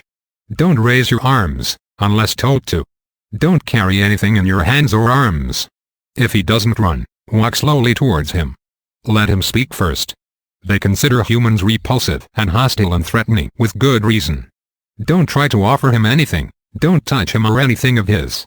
If he hisses at you, back up a couple feet, but don't look away. It simply means he finds you smelly. Don't try to overpower him. He is stronger than 10 or 12 men. Usually, if he hasn't run so far, he is curious and wants to talk to you. Fight your fear and your thoughts of panic. Q. How do we get closer to some kind of data to prove to others that there really is a danger from non-human beings? Answer. Good question. I'm afraid we will find the proof the hard way, when we are invaded. Try to keep a small camera with you at all times. When you search for reptoids, keep it in your pocket. Q. Is there a specific location where the public can set up their cameras and equipment to document an alien government base, and their activities?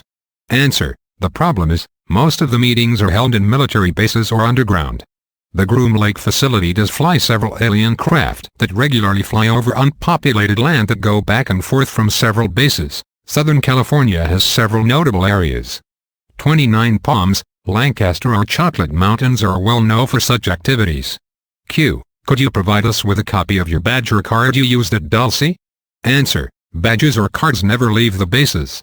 All exits of bars are walls of metal. To go out requires using the card. When you use it for an exit slot, the card won't come out. Each time you leave the base, you are issued a new card, with all the usual data about you, plus your weight added, corrected daily. There are several mines in the Chocolate MTS that open into a base highway, but be aware that they are patrolled regularly and there are cameras there. Q. There are so many types of really far-out aliens seen in TV, movies, magazines and popular fiction. Is there one type of a fictional unknown race, in your opinion, that fits the term alien? Answer. Yes. There are 2, an alien that is totally indescribable, and another would be a pseudo-alien. Q. What are the dimensions of the Dulce facility? There are 1,700 paved miles of roads under Dulce and northern New Mexico. Towards Los Alamos is another 800 miles of tunnels. The base is still growing due west. Q. What is the top depth? Answer. The first level starts 200 feet from the surface. Each level has a ceiling of 7 feet, except levels 6 and 7, the ceiling there is 45 and 60 feet. There are approximately 45 feet or more between each level. The average highway ceiling is 25 feet. The hub at the base is 3,000 feet wide. Use a 7.5 minute scale map to try to comprehend the size of the place. Q. Are there regular vehicle exits that can be observed from the ground? Answer. Yes, but they are inside Los Alamos. Q. Are there aerial exits that can be observed? Answer. 20 miles due north of Dulce, across the border into southern Colorado. Brenton is a large hangar. It is hidden by a facade of cliffs. Look for an isolated short road on the top of a mesa, with no road to or from the top. Q. Are the ventilation shafts visible? Answer. The ventilation shafts are hidden by bushes or vents inside caves. There are 5 on the top of the mesa. Be aware there are cameras inside most of the vents. Q. Is there external security, and could we recognize them in or around the town itself? Answer. There's minimal security on the surface. Most of the men and women are Air Force or highway crew men. There used to be a Best Western motel that hosts or hires a lot of base workers from Level 1. I don't know if that motel is still operational. Most of the security force live in Santa Fe. Others live at White Pine, Los Alamos. Q. Are there security sensors? What type? If so, what is their power source? Answer. Yes, there are many types of sensors: radar, infrared, heat sensors, microwave, EMG, and satellite. Most of the sensors are powered by magnetic power. The only thing you may notice on the surface would be an occasional satellite dish. Q. If you can, give us some information on the upcoming war with the aliens. When does it start? Do you recommend going underground? Answer. The war has already begun. To start, they use weather control devices that can cripple a city in hours. Storms, flood and drought, with those few things they can bring any country to their knees in a hurry. Yes, I do recommend going underground. Choose a location that has a higher elevation than the surrounding terrain. Pick out a cave or even an abandoned mining shaft or two. Bury a cache of supplies, including food and water. Near these locations, place the supplies in heavy plastic boxes that have tight lids to prevent the destruction by earth-burrowing rodents and insects.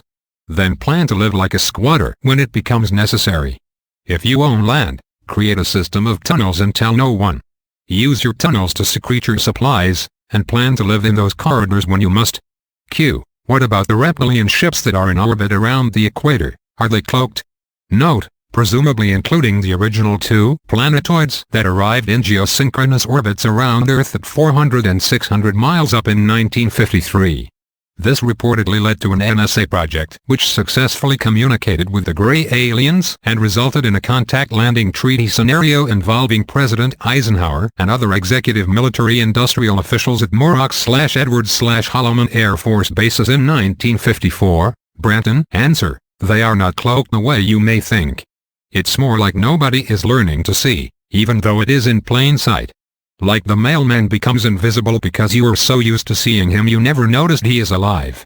One of the favorite methods of covert activities is to hide their operation in such an obvious way or place that no one would suspect it is covert. Note, for instance, hiding entrances to underground bases beneath religious shrines, federal buildings, mining works, malls, libraries, lodges, hotels are basically areas that one would consider the least likely places to hide or accommodate an entrance to an underground facility.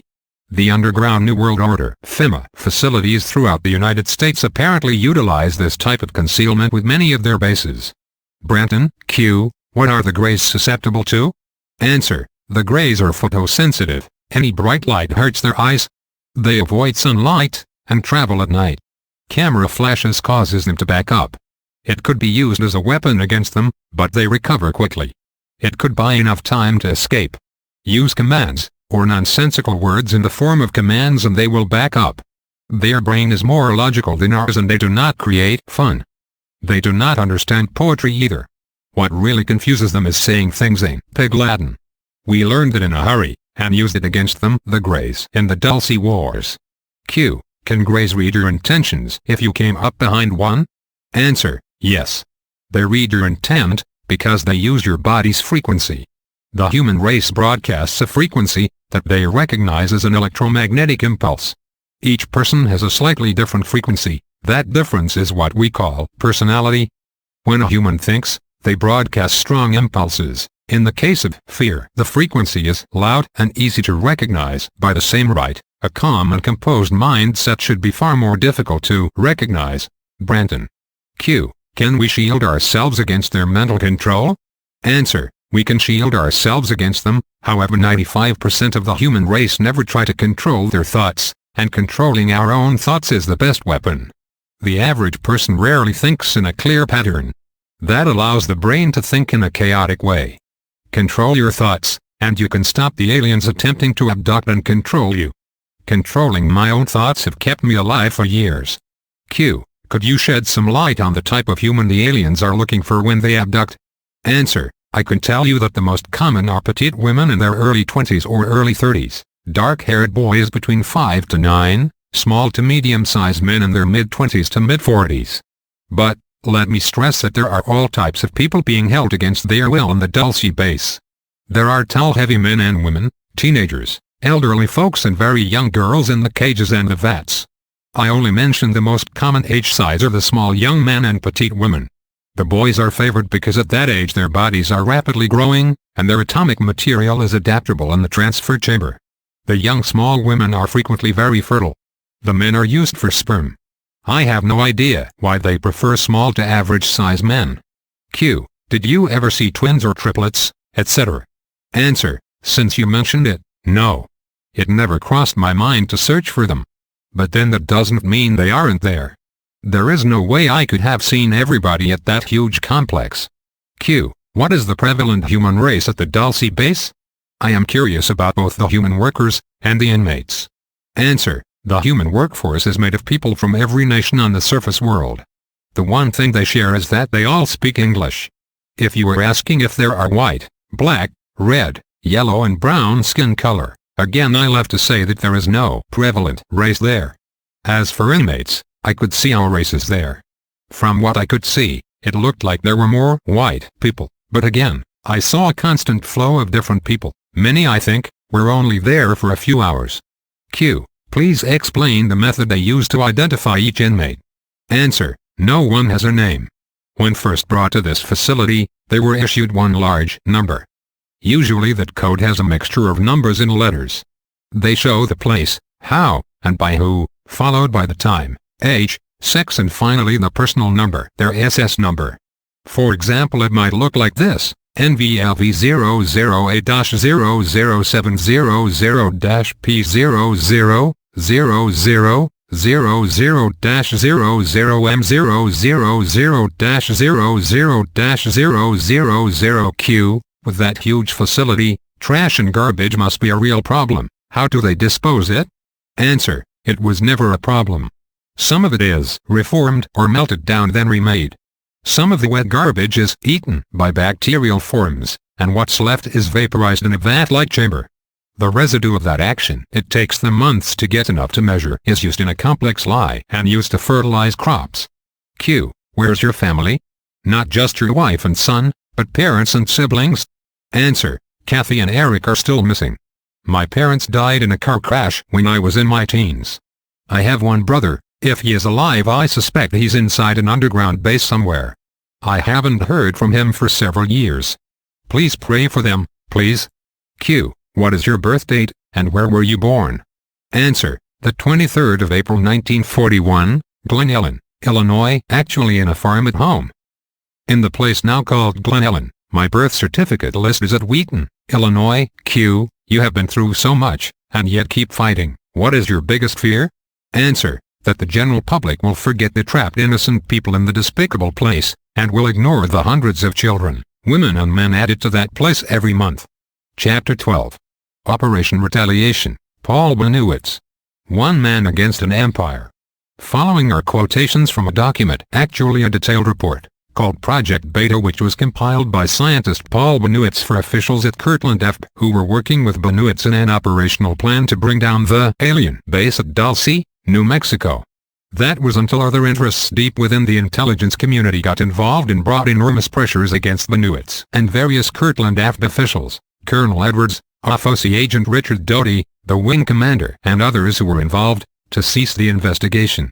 Although Paul has apparently been silenced, the discoveries, which he has made in regards to the physical technological aspects of activity taking place in and around Dulce cannot be silenced.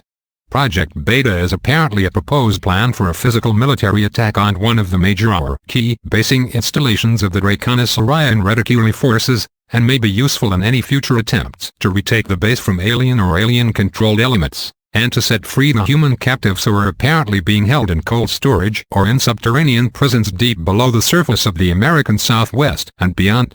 Before dealing with the report itself, we will quote some correspondence between Bennewitz and others, beginning with excerpts from Paul's March 1986 letter to Clifford Stone, now Director of UFO Contact International in Albuquerque.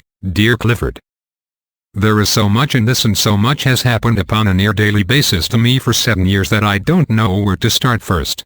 I think probably the best approach is to start out with some explanation in the way of statements relative to alien cultures here on Earth, their social structures, physical makeup, etc., all of which has been gleaned from the direct communications by computer, visual observation, psychological evaluation, and personal interaction. First, there are the low, high and very high cultural levels. In the low levels of the culture there are sharply defined levels, which extend from slave level on up.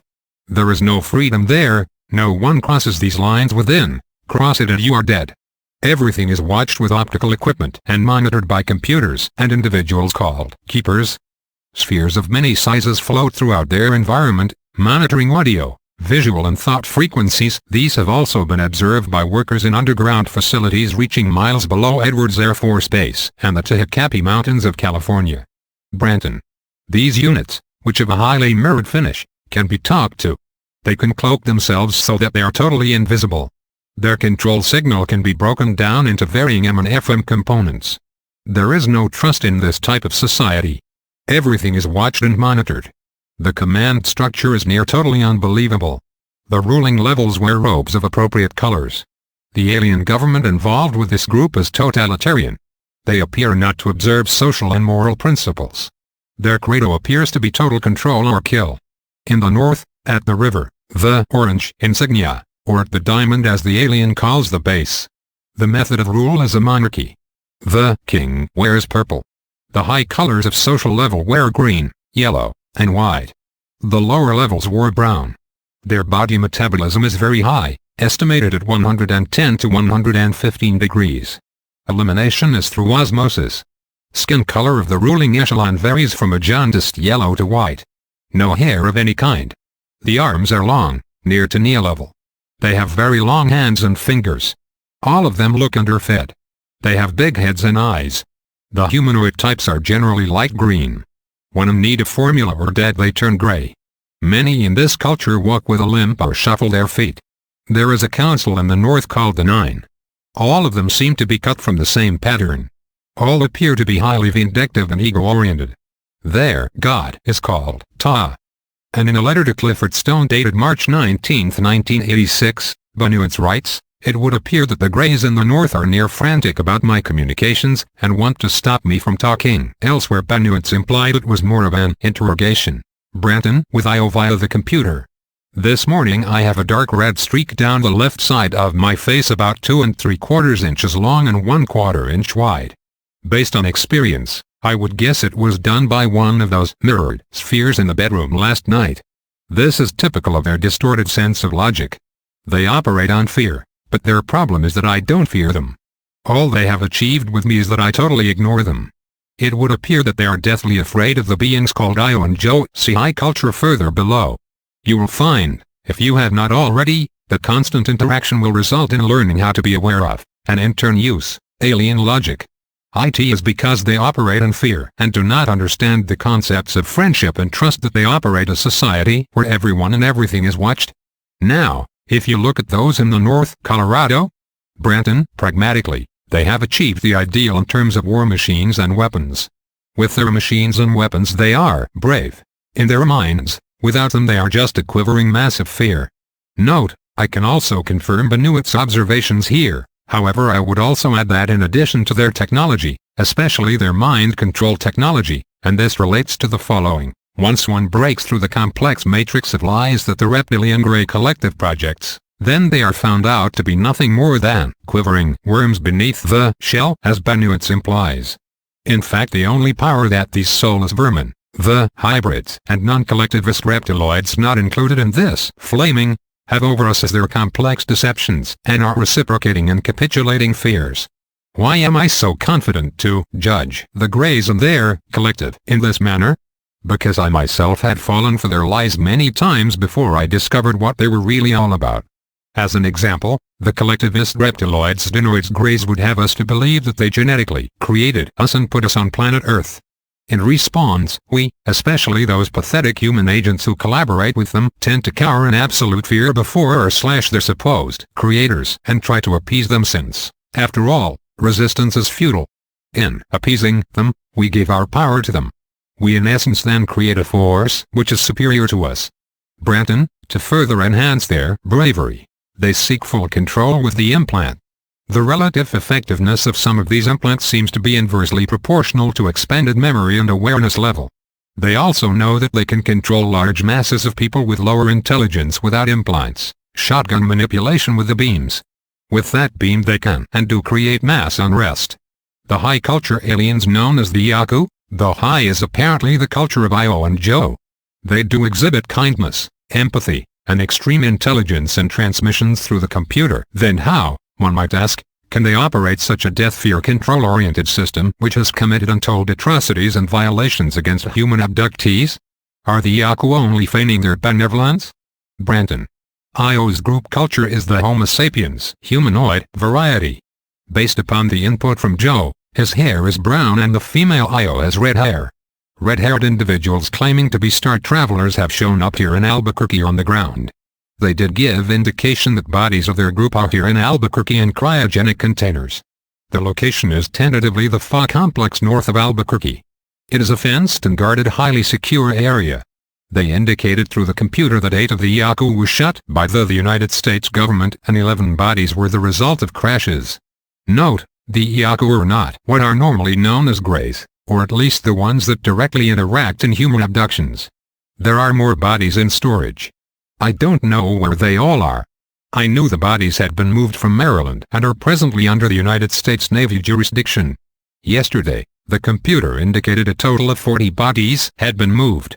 Editor note, at last count there were more than 135 bodies in government hands, of various descriptions. Some humans, Greys, reptilians, etc. Valvalerian. I was shown a color photograph by Richard Doty 2 years or more ago of a purported alien life form held prisoner. Supposedly it was taken at Los Alamos.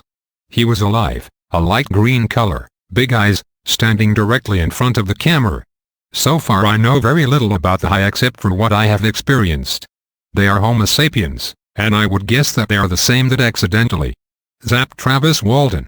If the numbers are correct out of the computer they number over 5,000. The other group is, I believe, equivalent in number. Indications seem to be that they are operating from a starship in far orbit around the Earth. The culture has apparent social values and emotionalism. They seem to display kindness and concern for individuals. Then again we must ask, why are they considered the leaders of aliens which show little if any concern for individuals? Branton. Their technology is superior to ours and also to the Greys based in the North, who are trying to play God with badly distorted logic. The very high are very few in number. Their entire structure of knowledge and social interaction is so far advanced that it is near impossible for me to relate to. Again, much of this is based on personal experience of which I have never talked with anyone about. In fact, you were the first. I would guess that these very high are quite old. 1,000 years is not apparently unrealistic. I would guess that there are a few of them on the starship used by the High, and that they are preserved and cared for by those on the ship. For over 300 years, a conflict has been going on between the Greys, who are basically warlike and aggressive, and the higher factions in the infrastructure. Note, Banuits does not explain the apparent dichotomy of how compassionate humanoids and malevolent reptiloids who are at war with each other could be part of the same infrastructure. Perhaps both the Greys and the humanoids utilize the same collective mind network and therefore are intricately tied in with the other whether they like it or not. This would make the high and very high leaders in something equivalent to the Ashtar collective. Branton. Project Beta. With suggestions and guidelines. Investigator, physicist, Paul F. Bennewitz. The following are key mileposts established or discovered during the continuing scientific study concerning alien intervention and the result. Study limited solely to New Mexico. 1.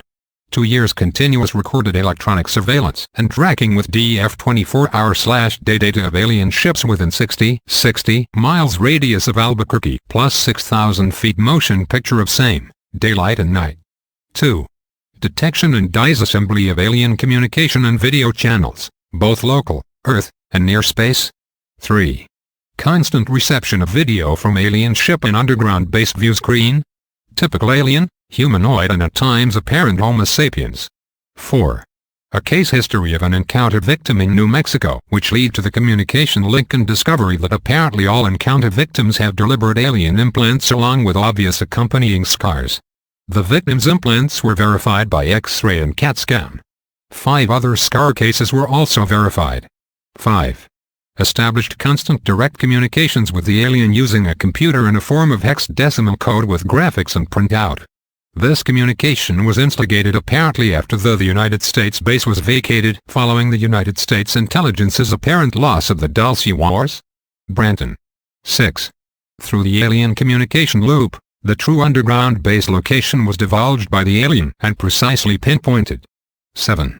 Subsequent aerial and ground photographs revealed landing pylons, ships on the ground, entrances, beam weapons and apparent launch ports, along with aliens on the ground and electrostatically supported vehicles. Charging beam weapons also apparently electrostatic. 8. Cross-correlation and matching by triangulation, etc. To official NASA Circle color infrared high-resolution films confirmed base locations and resulted in revealing the United States military involvement yielding precise coordinates and the United States base layout. 9. Prior alien communication had indicated military involvement and the fact that the USAF had a ship, but due to studied alien psychology this was ignored at the time. 10. Subsequently, the alien communicated following verification with the Circle that there was indeed a ship. Actually more than one, that 2 were wrecked and left behind and another built. This ship is atomic powered and flying. The alien indicated its basing location. 11. It was learned as stated that 2 women and a boy near Austin, Texas were exposed to severe radiation at close range and the ship was last seen going west with helicopters. In addition, the United States government was quietly picking up the medical expenses. 12. Subsequent inspection of motion picture photographs taken during the study revealed the United States ship or one like it flying with the aliens. These match the Circle where 2 can be seen on the ground and in the later photographs taken on the ground after the base was abandoned. So in very brief form the prologue to learning within reasonable accuracy what transpired prior to the end of 1979 or shortly thereafter. The computer communications and constant interaction with the alien in this manner without direct encounter has given a reasonably clear picture of the alien psychology, their logic and logic methods and their prime intent. It is important to note at the outset, the alien is devious, employs deception, has no intent of any apparent peacemaking process and obviously does not adhere to any prior arranged agreement. In truth they tend to lie, however their memory for lying is not long and direct comparative computer printout analysis reveals this fact. Therefore much drops through the crack, so to speak. And from this comes the apparent truth. It is not the intent of this report to criticize or point fingers. Obviously whoever made the initial agreement was operating upon our basis of logic and not that of the alien, and in so doing apparently walked innocently, in time, into a trap. The alien indicated that the Greys, apparently the group initially involved in the agreement, were still upset about the initial capture and subsequent death of the first 8 of their co-fellows. Another group, calling themselves in the computer language, the Orange, their base is on the west slope of Mount Archuleta, directly west of the south end of the United States base and near NW of the apparent main landing area they call, in the computer language, the Diamond. This, because from a distance, it looks diamond-shaped in the photographs when looking somewhat southwest past the observation tower toward the ridged peak SE of Mount Archuleta. This ridged peak has no name, I call it South Peak. The base extends north of this peak to the edge of the cliff down, which goes a road past the large alloy dome 38 foot across the bottom and with a 20 foot hole in the top. Based upon some of the aerial photographs during which the alien was caught in the open and launching, some launches appear to be coming from the direction of the dome. I would guess it is an underground launch egress facility. In the NASA circle there is what appears to be a black limousine alongside the dome on the ramp. Surprisingly, it is precisely the size of my '79 Lincoln Town Car. Wheeled vehicles in what appear to be snowcats or caterpillars can be seen throughout the circle, car and truck tracks, trucks and jeeps. I don't believe aliens have wheels, humans do. Numerous roadblocks extend northward through the United States base along a well-maintained road 30-some-odd feet wide, apparently gravel, near all weather. Numerous turnarounds and wheel tracks into launch preparation areas with the ships.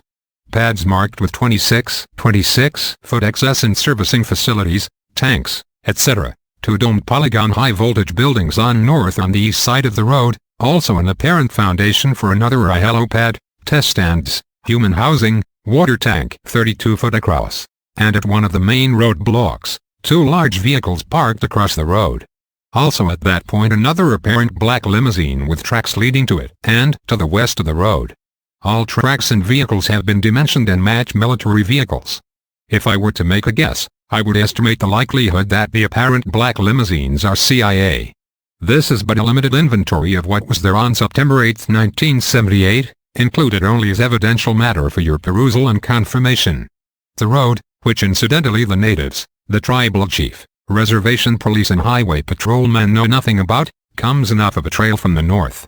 Starting at the trail, line of sight to the large plateau area and the alloy dome, the road, in the middle of nowhere on the Jicarilla reservation, is precisely 12,888 feet long airline distance.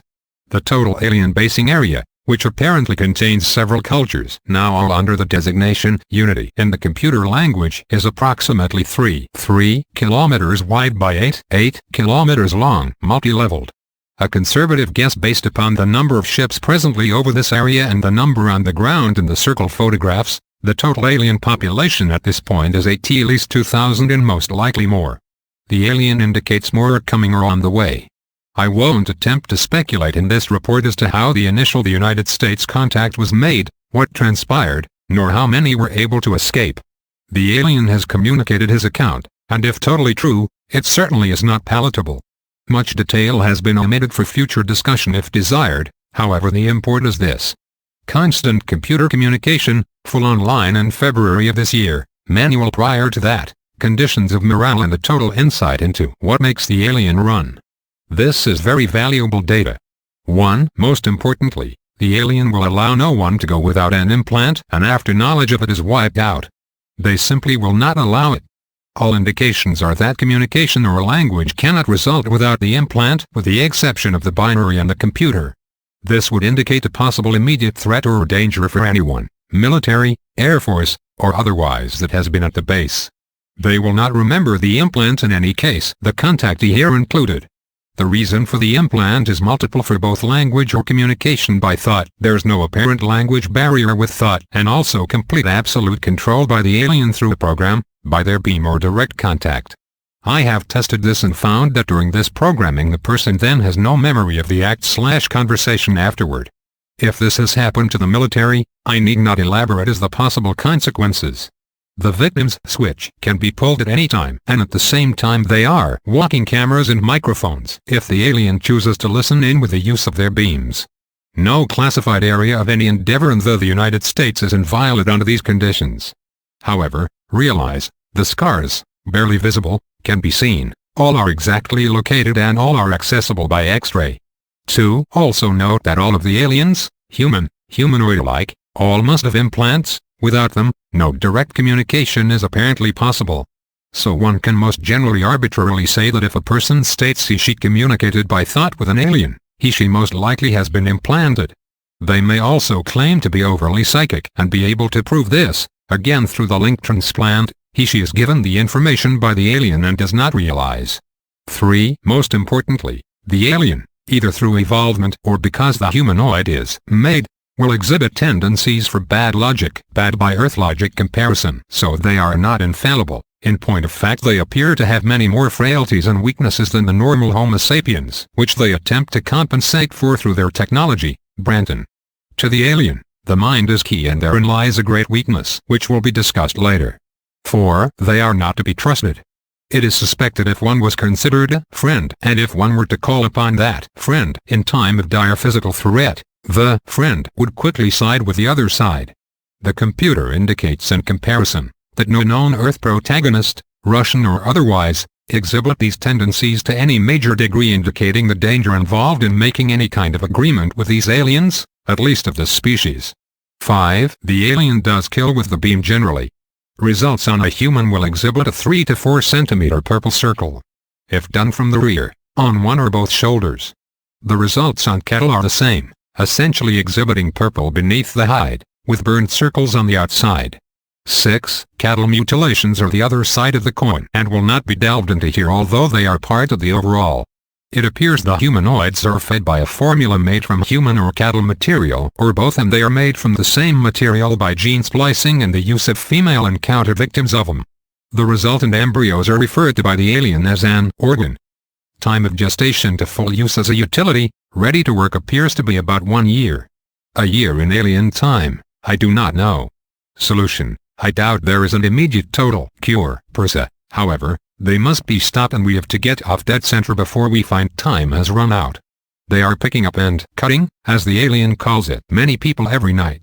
Each implanted individual is apparently ready for the pull of their switch. Whether all implants are totally effective I cannot predict, but conservatively I would estimate at least 300,000 or more in the United States, and at least 2 million if not more worldwide. Weaponry and inherent weaknesses. Weaponry is one of the keys, and in the alien's present state we can prepare an effective offense. One tends at the outset, I did, to look at their machines and say, there's no defense or offense. One is overwhelmed by their speed, apparent capability of invisibility and cloaking, and other covert capabilities not discussed at this time. In particular, the beam weapons are themselves a direct threat, and obviously one that must be seriously considered but not overly so. Let us first look at just what this weapon is. It is an electrostatic weapon with plasma-generating voltages, and an internal storage device. It is pulse-powered. The beam, totally effective in atmosphere, can be loaded with hydrogen or oxygen. Range? Average, ground weapons, maximum 2 kilometers if it is dry, capable of sustaining just so many full-power discharges. Slow leakage occurs continuously, therefore, they must be recharged periodically. If it is raining, the weapon becomes ineffective and is swamped, thus discharged. This should be considered in any future potential offensive strike against the base. Branton. The range is near totally lost at that point. On the discs and saucers, the weapon is generally on the left side or top center, and has a maximum range of 200 meters, at which point it will plow a trench in desert soil. When fired, it fires both to the front and to the back equally. Reason? Because of their mode and methods of flight. If equilibrium is not maintained, the saucer will spin out. Hand weapons? Estimate based upon visible damage observed, not too much velocity nor staying power, but at short range, deadly, less than 45 cal automatic. Note, this may explain the late Phil Schneider's claim that at close range the radiation beam weapons of the aliens he encountered beneath Dulce were deadly, however at long range less so.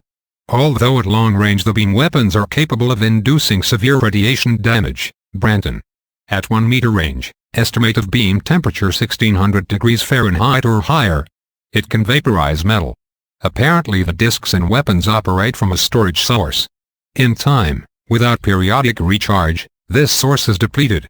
The design they traded to us was at least 30 years old, employing an atomic source.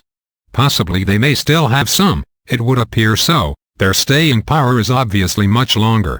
Aircraft helicopter vulnerability. Any of our aircraft, helicopters, missiles or any air flight vehicle can be taken down instantly with no use of weaponry.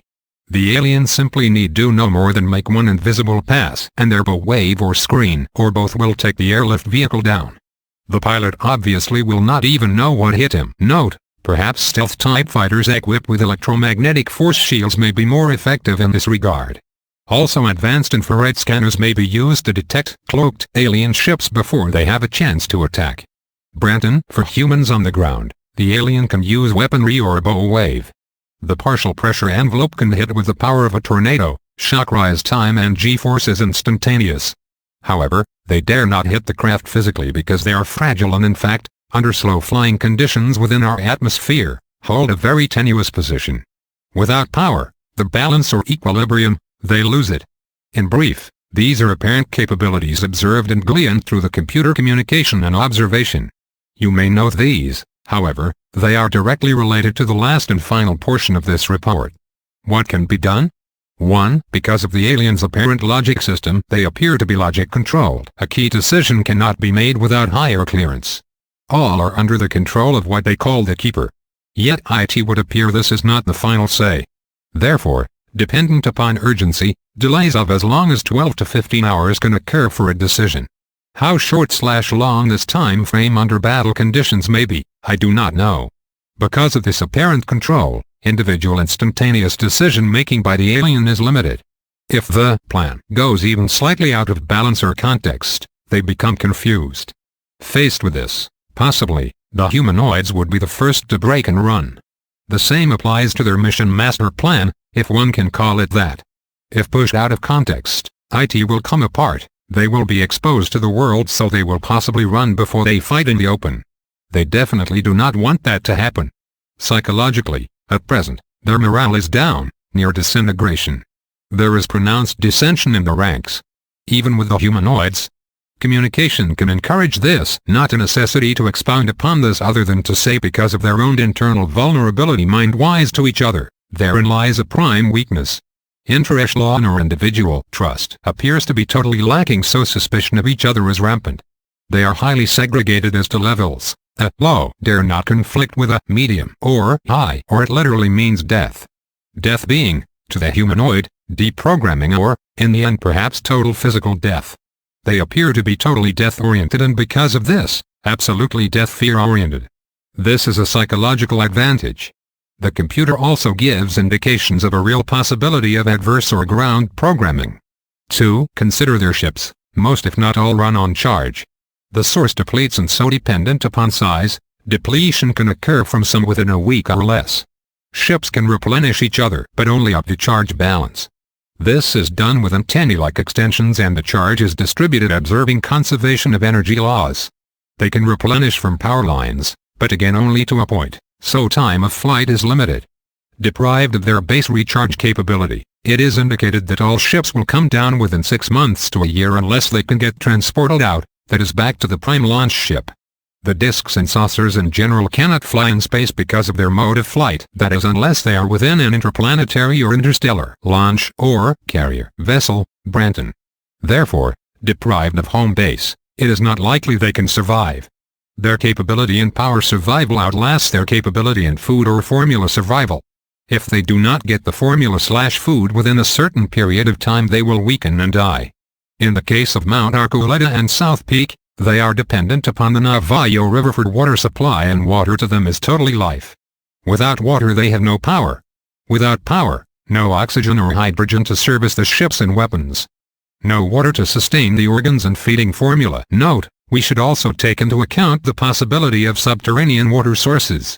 Also, if the base can be weakened by shutting off the supply line of water, the formula, and so on, it might be wise for the sake of the humanoid prisoners below not to wait until the base is too weak, otherwise this might endanger these humans captives. We suggest that in addition to the strategies that Benoist gives in this document, an all-out underground invasion force should also be considered, similar to the tunnel rats of the Vietnam War, a force that is prepared to enter the base when it is at a specific weak point, and make strategic or surgical kills of enemy forces while still considering the human and hybrid captives. A multi-leveled operation utilizing surprise, confusion and intimidation to their fullest potential should be considered. And the sooner the better, considering the continuous infiltration and sabotage of all levels of our society. Branton. Simple? Not really.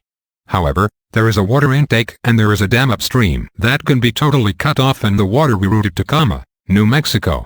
Should this occur, at least 3 of the internal bases will go down. They could possibly go atomic periodically, but obviously problems without cooling. Once the bases are pressed on a large scale, all discs and saucers will go airborne immediately. Troops on the ground can gain terrain cover to quite a degree, it is rough terrain. 3. Our need is for a weapon, workable and preferably not like the aliens. I believe unless the alien is caught unawares with their screen up, their weapons are equal, so they are like children pillow boxing, there can be no result. The weapon must penetrate their screen, and IT must also penetrate the ground. I believe I have that weapon. Note, was this suggestion of Benoit's for a ground-penetrating device the original inspiration for the Los Alamos Excalibur weapon, a nuclear device which was designed to rapidly drill a hole through the earth and destroy aliens in their underground bases? Branton. 2 small prototypes have been funded and constructed by my company. Tests conducted to date indicate they do work and work rather well considering their small size. Because of this weapon's present status and proprietary nature, a basic patent is in process. The theory will not be explained here. However, the weapon appears to do 2 things at very low power. The discs within its range begin to discharge when exposed to the weapon beam. To counteract, they must apply more power and in so doing consume power. Again, conservation of energy laws strictly apply. Note, Wilhelm Reich, whose research has been suppressed by certain interests, gained some level of success with a beam weapon of this type. Reich was able to discharge the energy of UFO craft that had appeared over his research facility, alien craft that were apparently curious of his work in regards to his organ energy-powered cloudbuster experiments. Branton, this effect can be observed on the detection instruments as they back away in response to slow discharge. Discharge, AT low power is slow, but AT high power in the final sophisticated weapon, the rate can be increased by many orders of magnitude. Most importantly, this weapon can penetrate the screen, hull alloy, everything. They cannot shield it in any way. Lastly, because of the implants, the weapon's beam gets to them mentally. They lose judgment and indicate almost immediate confusion, particularly the humanoids. That is, the electromagnetic crystalline implants that link the aliens together into a collective mind or group intelligence. Branton. It is believed at this early stage, based upon present testing, that the weapon when full on and full size will kill and bring down discs at substantial range. The alien weapons operate substantially the same as their discs using a charge source and charge distribution. So, in the same sense it is indicated that this weapon design will pull their charge weapons down very rapidly. The range of my weapon exceeds that of their present weapons, and in its most sophisticated form can be readily computer controlled to allow extremely rapid tracking and lock-on regardless of speed along with electronic wobulation of the beam. IT is a beam weapon, and even at this early stage of miniature prototype testing and development, it indicates eventual superiority to their weapons. 4. Initial logistics would indicate a plan sequentially implemented as follows. This plan does not include all requirements and preparatory safety measures to be employed by ground forces. However, if Air Force intelligence desires to pursue the approaches suggested in this report, each significant requirement will be discussed in depth. An attack must be directed near entirety on the ground for obvious reasons. One would, if familiar with the alien capability, indicate that vehicle ignition problems will be encountered. This is precisely true. However, the reason for this is not mysterious, but is based upon good solid laws of physics and are known. From experience gained through my study, it is now known how to prevent this from happening and will be discussed in detail at some later date. All electrical and electronic equipment must be hardened using these specific techniques prior to implementation. Because of the known capability of the alien, by use of scanning beams to know in advance details of planning, only the initial outline is presented in this report.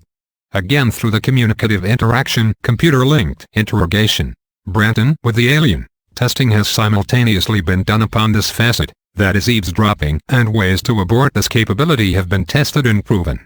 The program would be instigated in phases. The first phase, planning and logistics, would include continued implementation and testing of the final weapon prototype through the pre-production stage. Production of at least 50 minimum quality should be planned. Additional backup spares should also be included. On a full-time shift basis, it is estimated that at least 1 year or less would be required to arrive at the pre-production stage. A team would be organized by Thunder Scientific to accomplish this. The key work is now and would be done by an associated company, Benoit's Labs. Limited, specific attack phases would be incorporated. 1. The first procedure would be to close the gates of the dam above the Navajo River. This dam would be held closed for the duration. Internal to the one cave, there is a small dam for water storage. Its capacity is small. There is also a discharge outlet downstream that could be closed, causing wastewater to back up into the caves. The water is vacuum pumped apparently by some electrostatic means from the river. At close range, the weapon will take out this capability. 2. Once deprived totally of water for a minimum period of 4 weeks, conditions in the alien bases under discussion will have badly deteriorated. Psychological shock is extremely effective with the alien. Total advantage can be taken by instantaneous action or planned observable deviation from the norm. At least 3 bases will go down. 3. If they follow their normal strategic pattern as when pressed previously, they will launch most if not all ships. 4. Prior to the implementation of water deprivation, the weapons should be deployed at strategic hardened locations and activated in a certain pre-planned manner determined by final weapon coordinate locations. 5. This will put an immediate power drain upon those airborne and the alien weapons ringing their bases. 6. Because of the inherent psychological aspect of the alien, Benuits probably refers to the alien in a singular sense because of the collective hive mind nature of the reptilian greys. Brenton, much can be done in the open with no attempt to preserve secrecy. Much of what is done can be of a diversionary nature. Under most circumstances they will attempt to harass but will not openly attack. Note, from my own personal experience and research, the Greys and other members of the Draconian Hive are more dependent on mental or psychological warfare than on material warfare, although they have used physical weaponry in the past when pushed into a corner, as in airborne assaults between their craft and ours or ground assaults against their underground strongholds, as the Dulce and Grum wars themselves have established. Being logic-based, they would prefer to take control of a target planet by way of psychological infiltration without risking the loss of machinery and personnel that would result from an attempted overt or physical invasion. An alien race would have to be extraordinarily overconfident of their own superiority to undertake an all-out attack like that depicted in the motion picture Independence Day. As has reportedly been the case with other targeted planets, the reptiloids/greys hold back a physical attack until they have succeeded in infiltrating the targeted planetary culture via Trojan horse-type interactions with some of the more self-serving elements of that planet's culture. In the case of planet Earth, the Nazified CIA and NSA agencies were chosen. These collaborators, and in many or most cases alien infiltrators, clones, cyborgs or implantees working within these agencies, in turn set the inhabitants of the targeted planet against each other so as to bring about world depopulation, to the point where resistance to the invasional attack would be minimal. The aliens usually seek out those eco-political cult leaders who would be willing to sell out their own world to the alien agenda in exchange for promises of alien assistance in implementing a so-called joint operational dictatorship, one in which their own respective power cult would supposedly be the favored power structure once the planet is assimilated and annexed to the alien empire. However, if we are to consider the historical trends of the alien collectivists, they may only favor this cult until it has served its purpose. Following the establishment of the alien agenda, these power cultists might at best be totally mind-controlled and at worst be eliminated, in that the alien has no sense of honor or loyalty to those with whom they have established agreements. They only have their agenda and they will justify any course of action that best serves to bring about that agenda. The human cultists would become so preoccupied about establishing their own planetary empire, that they would blind themselves to the fact that the aliens are merely using them until such a time as their usefulness has been served. However, until that time they will use the human cultists to foment internal planetary sabotage and to infiltrate and disable the major freedom fighter or resistance movements from within. There are 3 major collaboration elements on Earth: the Bavarian Lodges, the CIA NSA Rockefeller agencies, and the Nazi forces within the New Berlin-211 base network beneath the mountains of Neuschwabenland, Antarctica. Agents of the Bavarian Lodges and the German immigrant Rockefellers do work together within the CIA Central Intelligence Agency, NSA National Security Agency, UNO United Nations Organization, and New World Order agendas. The establishment of the Antarctic bases may have been the idea of the highest-ranking Nazis rather than the Rockefellers, although the Bavarian Lodges, Illuminati, Thul, Brill, etc. were involved. However, there are many indications suggesting that the Antarctican, Bavarian, and Rockefeller agendas are increasingly merging with each other, suggesting that all 3 are now working together, at least to some extent, and especially at the higher levels. There seems to be a serpent cult at work at the very highest levels of these 3 groupings composed of humanoids and reptiloids operating as part of a marriage of convenience, and that the reptiloids/greys need the political, economic, social, military-industrial connections of the humanoids to gain footholds within human society, and the humanoids need the implant/spacecraft/mind control technology to implement their New World Order. The lower levels of the Bavarian NSA Antarctican factions may seem to be in conflict with each other. However, where this exists, it may all amount to a Hegelian Machiavellian type manipulation imposed by the higher levels of the draconian hierarchy in order to keep the lower levels compartmentalized and therefore more easily controlled. Occasional purges have been carried out to root out those who are not 100% devoted to the cause. In America, there are fifth-column saboteurs within the patriot militia movements who are the supporters of white supremacy Americanism. Whether knowingly or unknowingly, these agents work for something called the Order of the Fourth Reich. Part of their mission is to divert attention from the draconian Orionishtarian and Bavarian NSA Antarctican New World Order agenda and to an overemphasized Zionist threat based on the forged revelations within the Protocols of Zion document, which was in fact created by the Russian secret police for this very diversionary purpose. There are indications that the Bavarian occult lodges, the CIA NSA agencies, and even the Antarctican factions have fed the Patriot network with racist and therefore anti-American ideologies meant to fragment and discredit the militias and make them out to be neo-Nazi fanatics. In this manner, several of the patriotism-based militia groups have been corrupted and have defeated their very purpose, that is to defend a constitutional republic wherein all men are created equal. Branton, 7. Throughout and prior to this, the Open Computer Communications Link will be operational for continued psychological interrogation.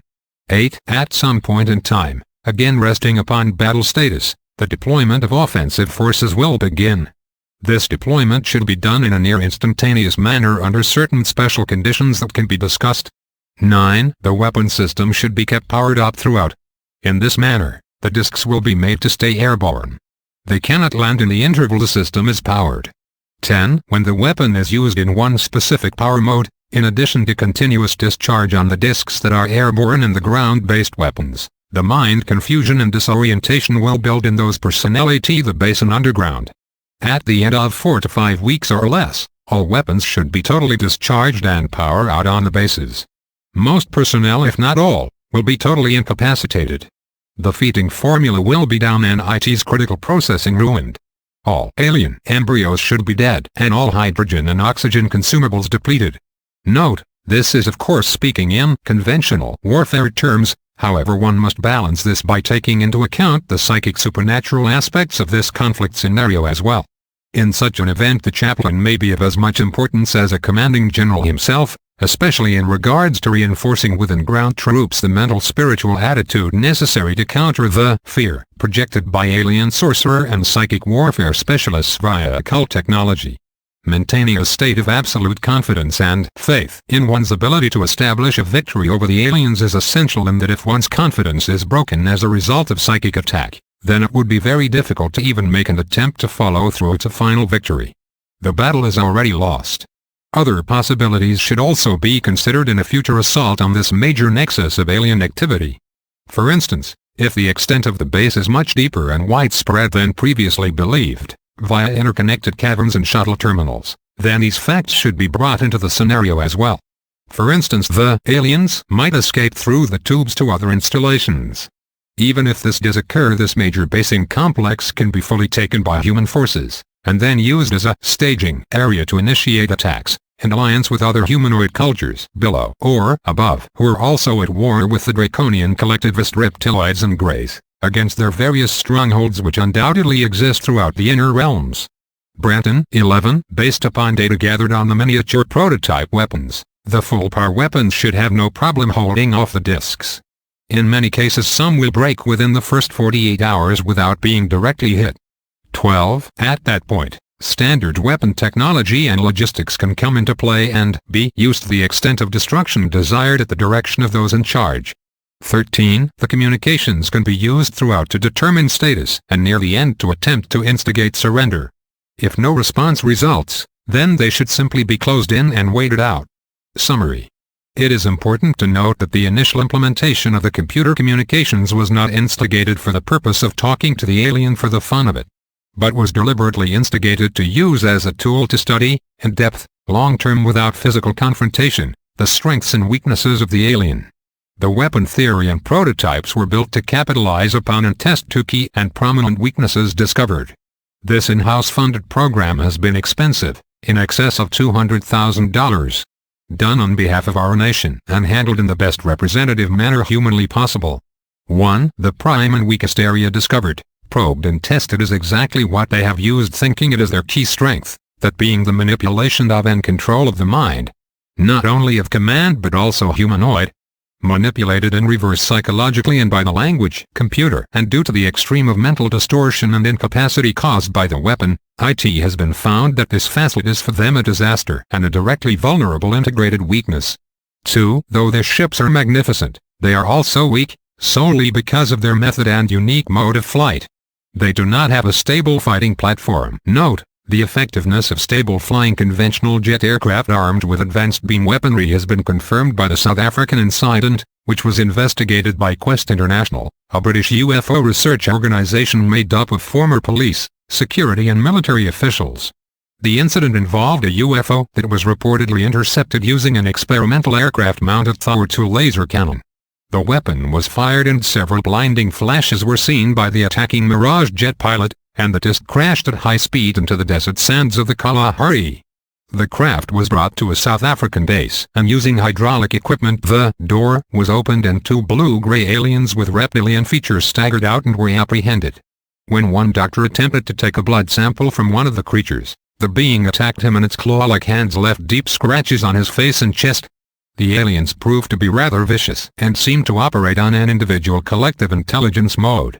Subsequent research suggested a possible genetic connection similar to that of the early bipedal saurian species on Earth according to one leaked document, and that the aliens were highly adaptable or mutational.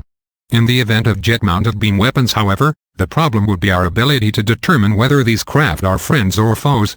The Quest International officials have revealed sufficient evidence to prove that either the event did happen or that the international intelligence community had collaborated in a massive and expensive UFO hoax. Either way, the implications are provocative. Branton. Charge distribution can also be discharged. The weapon does this, even in its present miniature prototype state. It is not the purpose of this report to imply that the overall problem will be solved with the capture of these bases. Obviously it will not, but it is a firmly based beginning with a high degree of rated projected success ratio. It is not intended to imply the alien will not fight. They may, though their inclination is generally the opposite. This basing area is key. Without it, their mission is in very deep trouble. It is noted that these are not the only bases on Earth. There are others. With a conservative estimate using typical logistic support numbers, it is not unrealistic to say there are 50,000 aliens, at the very least, Branton, within the ecosphere of Earth and near space. Note, even if this basing nexus is captured by the United States constitutional forces and a large percentage of the underground joint operational agenda is forced from the underground networks of the USA, it is very likely that they would not retreat to other planets, but would instead retreat to their more ancient underground strongholds in other parts of the world. This would not necessarily end the activities of the Serpent Cult, the humanoid-reptiloid collaboration on Earth, but it would provide a base from which future atrocities of the Serpent Cult may be battled on, below, and beyond planet Earth. Such an action would no doubt provoke a negative response from other human power centers on planet Earth that are also being manipulated by and or have been infiltrated by the aliens, for instance the Bavarian cults and their New World Order forces. The Draconians might, as suggested in the 12th chapter of the Book of Revelation, attempt a military attack against the USA in order to prevent the takeover of their underground fortresses here, or an attack after the fact in retaliation for such a takeover. The important thing to remember, however, is that freedom never comes without a price. However, the price for maintaining our freedom is nothing compared to the price we will have to pay for losing it. Remember, no matter what trials America must pass through in the future in her efforts to maintain freedom, liberty and individuality from the forces of collectivist tyranny, we must never forget that the outcome of this war will have a tremendous impact not only on the future of this planet but also on the future of all of the colonial worlds within this galaxy. WHO are intently looking towards planet Earth and especially America, which is the epicenter or staging ground for the latest battle between the Human Federation and the Reptiloid Empire, to see just which way the battle will turn. According to several contactees, many Federation forces and personnel from the Andromeda and Pleiades constellations, and also from Tau Ceti, Procyon and other star systems, are so absolutely devoted to their belief in non-interventionism that they have blockaded our Sol system from draconian Arianite interventionists who would take advantage of this critical and unstable time in Earth's history, the close of the 20th century, to claim yet another treasure planet, perhaps the most strategic planet of all, for their empire. This would have a devastating impact on all of the Federation worlds, since this planet and all its chemical, mineral, plant, animal, liquid, genetic, etc.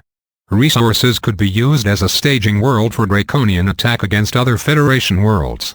As this is being written, Federation personnel are fighting and dying near the outskirts of our Sol system, according to contactee Alex Collier and others, in order to prevent this from happening and to prevent continued intervention in the affairs of planet Earth by the various galactic vermin, scum, parasites, and filth that have poisoned and destroyed countless human colonial worlds throughout this galaxy and possibly others. No matter what trials we as Americans must pass through in the future in order to defend our nation and our planet from the Draconians and their ungodly human New World Order collaborators, never forget that we are not only fighting for our families, our communities, our states, and our nation. We are also fighting for our planet, our star system, and for our galaxy. Brenton, some of us will be lost in the endeavor, that is obvious. However, now the advantage is gained along with new additional technology to prepare for the next stage. The key to overall success is, they totally respect force. And with them, the most effective method is to stubbornly continue to pick and pull at their defense with no let-up. Faced with the total loss of a base that has taken years to construct, it is believed that their mission will be grossly weakened and badly slowed. As Americans, in this particular instance, we must realize that we in this case cannot rely upon our inherent moral principles to provide the answer. Negotiation is out. This particular group can only be dealt with no differently than one must deal with a mad dog. That method they understand. Note, this has led some to suggest that the only way to deal with the Greys is through direct force and threat of death. That is, to demand unconditional surrender of their forces to ours and threaten their destruction if they do not comply. It is possible, according to some contactees, that certain of the reptilian life forms can be tamed, that is if they are somehow disconnected from the alien collective hive mind. This would be especially true with the genetic hybrids, and especially those hybrids who possess a human soul matrix. Even if they surrender, those aliens that are truly non-human, that is, no soul, can never be allowed to work and operate on an equal basis with other humans, but must ever remain subservient, and I would personally suggest prevented from reproducing after their kind, since they do not possess the integral conscience necessary, of their own initiative, to overcome their base animal or predatory instincts or drives. For those who may disagree, just look at the known history of the reptiloids/Greys and their dealings with human beings. One should not be misled by the apparent superiority of intelligence of the Greys, since their intelligence is a direct result of the collective mind. Without the collective hive and operating on their own, they are mentally inferior to human beings, at least on an individual basis. The Greys have told some individuals that they are legally here on Earth and in America because of the treaties.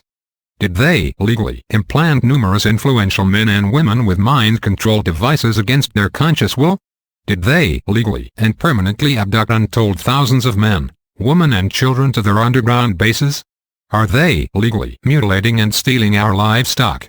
Did an elected Congress legally agree to these treaties, or was it an executive branch of government which has appointed numerous unelected personnel and agencies, in many cases hirelings of unelected corporate military agendas, who in turn have established treaties with an alien force or forces?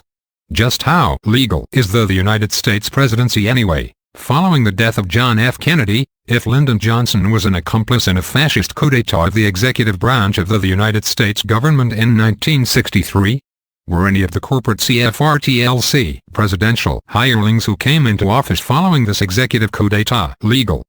Were their executive orders, for instance those connected with FEMA, which authorized the destruction of the United States Constitution in the event of a national emergency, legal? Or could it be that such executive orders are not worth the toilet paper they are written on? The fact is that the Greys, with the help of their mind-controlled human zombie collaborators, have invaded our country, our airspace, and have undermined our lands, and they are freely violating the personal and mental integrity of our people against their conscious consent. Branton. Therefore, In eliminating this threat, we most certainly cannot be called the aggressor, because we have literally been invaded. In final conclusion, A. They cannot under any circumstances be trusted. B. They are totally deceptive and death-oriented and have no moral respect for a human or human life. C. No negotiation, agreement nor peaceful compromise can be settled upon in any way.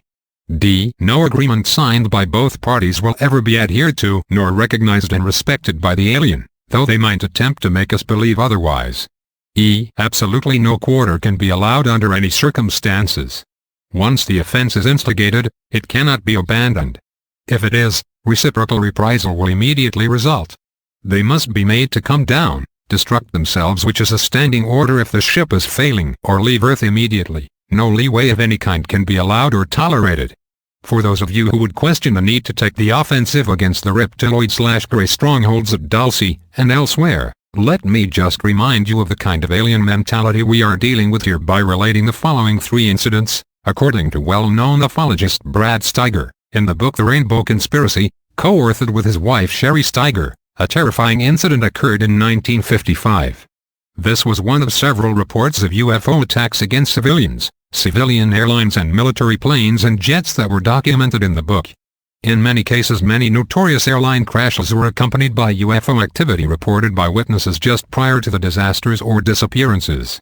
Usually there are few actual witnesses to aircraft-related disasters or disappearances. However, in this particular case there was. A civilian pilot and his friend were engaged in some prospecting projects near the headwaters of the Agua River near the city of Prescott, Arizona. The 2 men swore that they had observed 2 brightly lit UFOs attack a military plane as it directed some kind of strange beams at the aircraft, causing it to explode. Worse yet, according to the civilian pilot and his friend, when both of the airmen ejected from the doomed and burning aircraft and began floating down to the ground in their parachutes, the UFOs swung back around and seared the survivors with the same deadly rays, apparently killing them both. In an article titled, Incredible UFO Incinerations, Close Encounters of the Combustible Kind, researcher Larry E. Arnold describes the following terrifying encounters. Of the many episodes involving UFOs and the spontaneous combustion of humans, quite probably the most disastrous event, if true, in modern times occurred to the African village of Kiramukuya on Mount Kenya.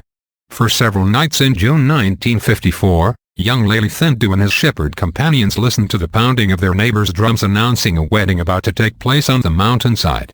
They also watched strange lights soar around this sacred peak in central Kenya. They naturally were startled when bright beams flashed from these soaring lights, then concerned that the drums were now silent.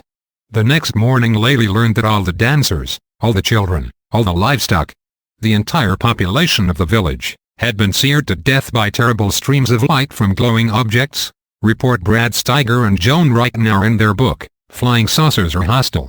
It was not until Lele Thindu ventured into Nairobi that he was able to tell his story to someone who recognized the tale for what it really was, the annihilation of an African village by a UFO. In the spring 1991 issue of UFO Journal of Facts, Forrest Crawford, a researcher for the well-known Muffin Aerial Phenomena Research Organization, related his personal encounters and conversations with a man he identified only as Oscar, who was involved in UFO crash/retrieval projects in earlier years. Oscar stated that on one occasion he and his team received an assignment to investigate a disk that had crashed near Phoenix, Arizona and was then transported to an underground base in North Dakota. The team descended into the deeper levels of the Contrapac submarine base in San Diego, where high-security OS personnel directed them to a tube-like shuttle. Entering the shuttle they prepared to shoot the tubes, and eventually emerged into the lower levels of the North Dakota base. Once they arrived, they were told that they would not be allowed to visit the surface of the base during their stay. Oscar viewed the disk which had originally held a crew of 3 human-like pilots. 2 were found outside the craft dead from radiation exposure and other injuries, whereas another was found in an injured state within the secured conditions inside the craft after the team had succeeded in opening it using a sonic resonator. The operation was initially carried out under the direction of Commander Charles Turner, a friendly man who Oscar got along with well. However, without warning, another high-ranking officer, who everyone feared and who did not appear friendly at all, came on the scene. He stated that he was now in charge and began ordering all kinds of experiments and exploratory surgeries on the humanoid, who was still alive, in spite of the fact that the anesthesia had little or no effect on him. Some samples of his organs were also removed for study. The new man in charge was Frank Drake, who later became involved with the Ozma and SETI radio dish experiments, which had initially pointed their dishes at Tau Ceti and Epsilon Eridani and began receiving intense signals suggesting intelligent life. These initial reports were a mistake or irrelevant according to Frank Drake and his colleagues, and nothing remarkable resulted publicly from the SETI project. Officially, that is. However, this and similar projects continue to receive a great deal of funding supplied by the loyal American taxpayer. Drake named the Disc Recovery Research Project Ozma with an S, and continued to torment the humanoid with various surgical procedures until he finally died. Oscar had given the humanoid the nickname Hank, which was an Amerindian word meaning troubled spirit. According to Forrest Crawford, before the humanoid died, Oscar had learned several interesting things from other researchers on his team as well as from the humanoid himself, who had projected images and messages to Oscar via some form of telepathic empathic visual encephalographic wave transfer. The man was approximately 5'8" tall, of human-like Mesoamerican or Mediterranean appearance yet with a face and nose that was slightly broader than the average Earth person, muscular yet not fat. However, he was somewhat heavier for his size than Earth people, suggesting that his planet of origin possessed gravity somewhat greater than Earth's. Crawford stated, "The pattern from the panel inside the ship was confirmed by RAP to match stars of the constellation Eridanus as seen from Earth. It was later confirmed by Hank that the stars of origin of his people were Tau Ceti and Epsilon Eridani." In later sessions, Oscar discussed some reasons for the presence of the aliens. He said they do not like the situation with some of the small gray aliens. Hank also stated that the particular group of aliens that his people most often encountered were the gray whites, which are apparently a genetically engineered reptiloid insectoid hybrid race. Branton. The Tau sessions feel that the abductions being carried out by some of the Greys are a great injustice to humanity. They are a parasitic race that has and is preying on human civilizations throughout the universe, Oscar relayed. He added that our government's involvement with the Greys is very dangerous and out of control.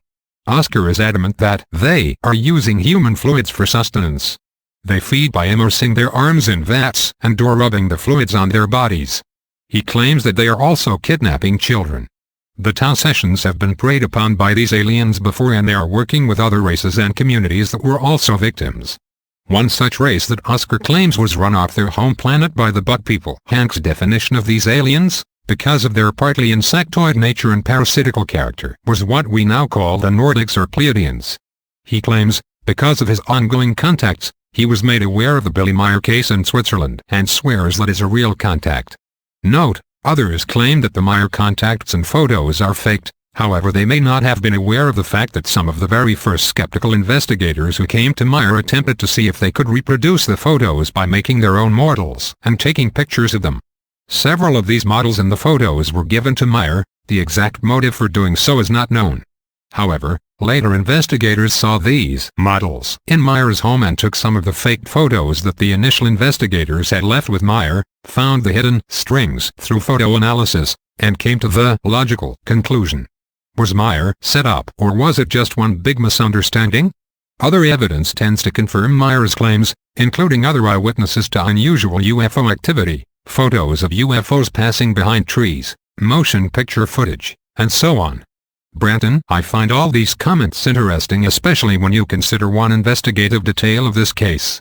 I have seen Oscar's house, his mother's house, his workshop and truck, and at no time were any books, magazines, transcripts or movies about any subject, let alone recent UFO material, found. Could he be an avid reader of the latest and most controversial UFO documents and just be hiding them when we come over? This is highly unlikely since, without a phone, our visits were always unannounced. Oscar, who has since had subsequent contacts with Tau sessions, wants people to know that if they are contacted by the Tau sessions, humans such as he described, to not be afraid because they are here to help. Chapter 13. Dulce, New Mexico, and the Draconian Connection. The following is taken from an article by Tal Levesque, titled The Covert Return of an Alien Species of Reptilian Heritage, the Dulce Base, which appeared in a mailer newsletter distributed by researcher Patrick O'Connell, according to Tal, ages ago. A conflict with other beings, elves, human giants, destroyed most of the reptoid civilization, which forced some into deep caverns and others to leave Earth, to Alpha Draconis and Altair in the constellation Aquila, which in ancient lore was associated with evil reptilian creatures. The conflict is a species war between the Adamic seed and the serpent, Draconian seed. Note: contactee Maurice Dariel claims to have learned from people he had encountered who came from the subterranean Agari colonies below North America and Asia, that these giants were closely allied with a race of pre-Scandinavian Nordics who maintained a powerful and scientifically developed civilization whose remains now lie beneath tons of sand in the ancient Gobi Desert region of Asia. Dariel was told how both the giants and Pelon people had waged a prehistoric war against a race of Antarctic-based reptiloids, which they succeeded in driving from the surface of the planet during the ancient conflict. Branton, under cover of darkness, with bases hidden inside the earth, this nocturnal invader has chosen to reclaim what was once theirs and use it, and us, as a staging area in their ancient conflict with the Elves. Note, that is, to reclaim that which these serpent races want the United States to believe was once theirs. The Elves are the so-named Elder race, a human branch tied in with the Adamic heritage yet who had attained to or had retained a very tall physical stature averaging from 9-12 feet in height. Others have referred to them as the Anakim or the Nephili. Branton, humans with alien brain implants, the zombies, have been programmed to help overthrow mankind in the near future. The reptoids are even able to transform themselves into beings with human characteristics and features. The planet Earth is being stressed so that human resistance will be minimal during the overt takeover and control of mankind. It started as a joint interaction program.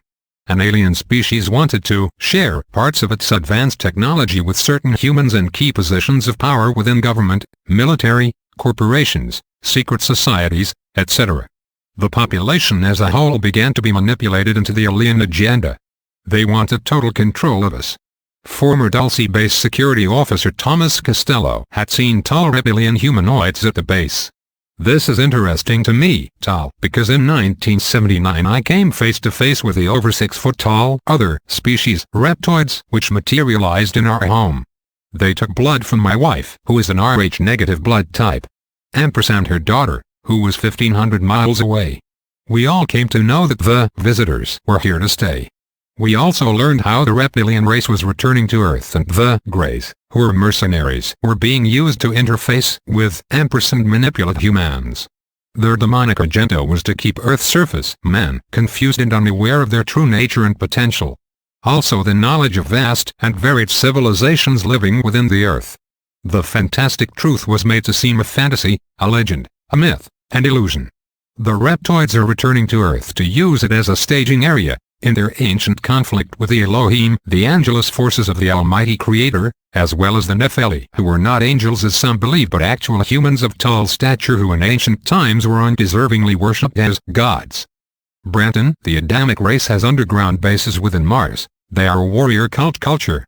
There is a vast network of tube shuttle connections under the United States, which extends into a global system of tunnels and subcities. Note: the reptilians do not consider themselves aliens. They claim Terra, third from the sun, was their home before we humans arrived. As a species, Tal continues, the reptilian heritage beings, the Greys, reptoids, winged Draco with two horns, the classic stereotype of the devil, are highly analytical and technologically oriented. They are seriously into the sciences of automation, computers, bioengineering, genetics. However, their exploits in these areas has led to reckless experimentation, with total disregard for ethics, moral standards, and empathy. This is also true of many of the human beings working with them. Note, in reference to the winged Draco, which are considered to be near the top of the alien hierarchy, above the tall lizard men and the short Greys, these have also gone by the following titles: the Mothman, Gargoyles, Winged Serpents, Pterodactoids, Chiakars or Birdmen. They seem to be exclusively deep subterranean dwellers yet have been known to appear during massive UFO, Men in Black, abduction waves such as that which passed through the Point Pleasant area of West Virginia as recorded in John Keel's book The Mothman Prophecies, which suggested a possible subterranean connection near an old TNT storage area in the vicinity. The two other areas where these winged reptilians have been most often reported are of course below Dulce, New Mexico, and also within the 8-leveled underground system beneath Camp Hero near Montauk Point, Long Island, where a joint Nazi, American corporate and European militant Nazis, Grey, and Reptiloid base exists. One that reportedly connects to the ITT Center in New Jersey. The common denominator would be the German Krupp family who built munitions plants for Adolf Hitler and not only maintains a large percentage of control over ITT, but also helped to finance the Montauk time-space mind control projects for the Bavarian Thal Society, which are continuing within the MALTA or Montauk Alsace-Lorraine Time Archives facility within the Alsace-Lorraine MTS, near the French-German border. The Alsace-Lorraine regions were taken from France in the Franco-Prussian War of the previous century and later returned to France by the Allies following the end of WWII.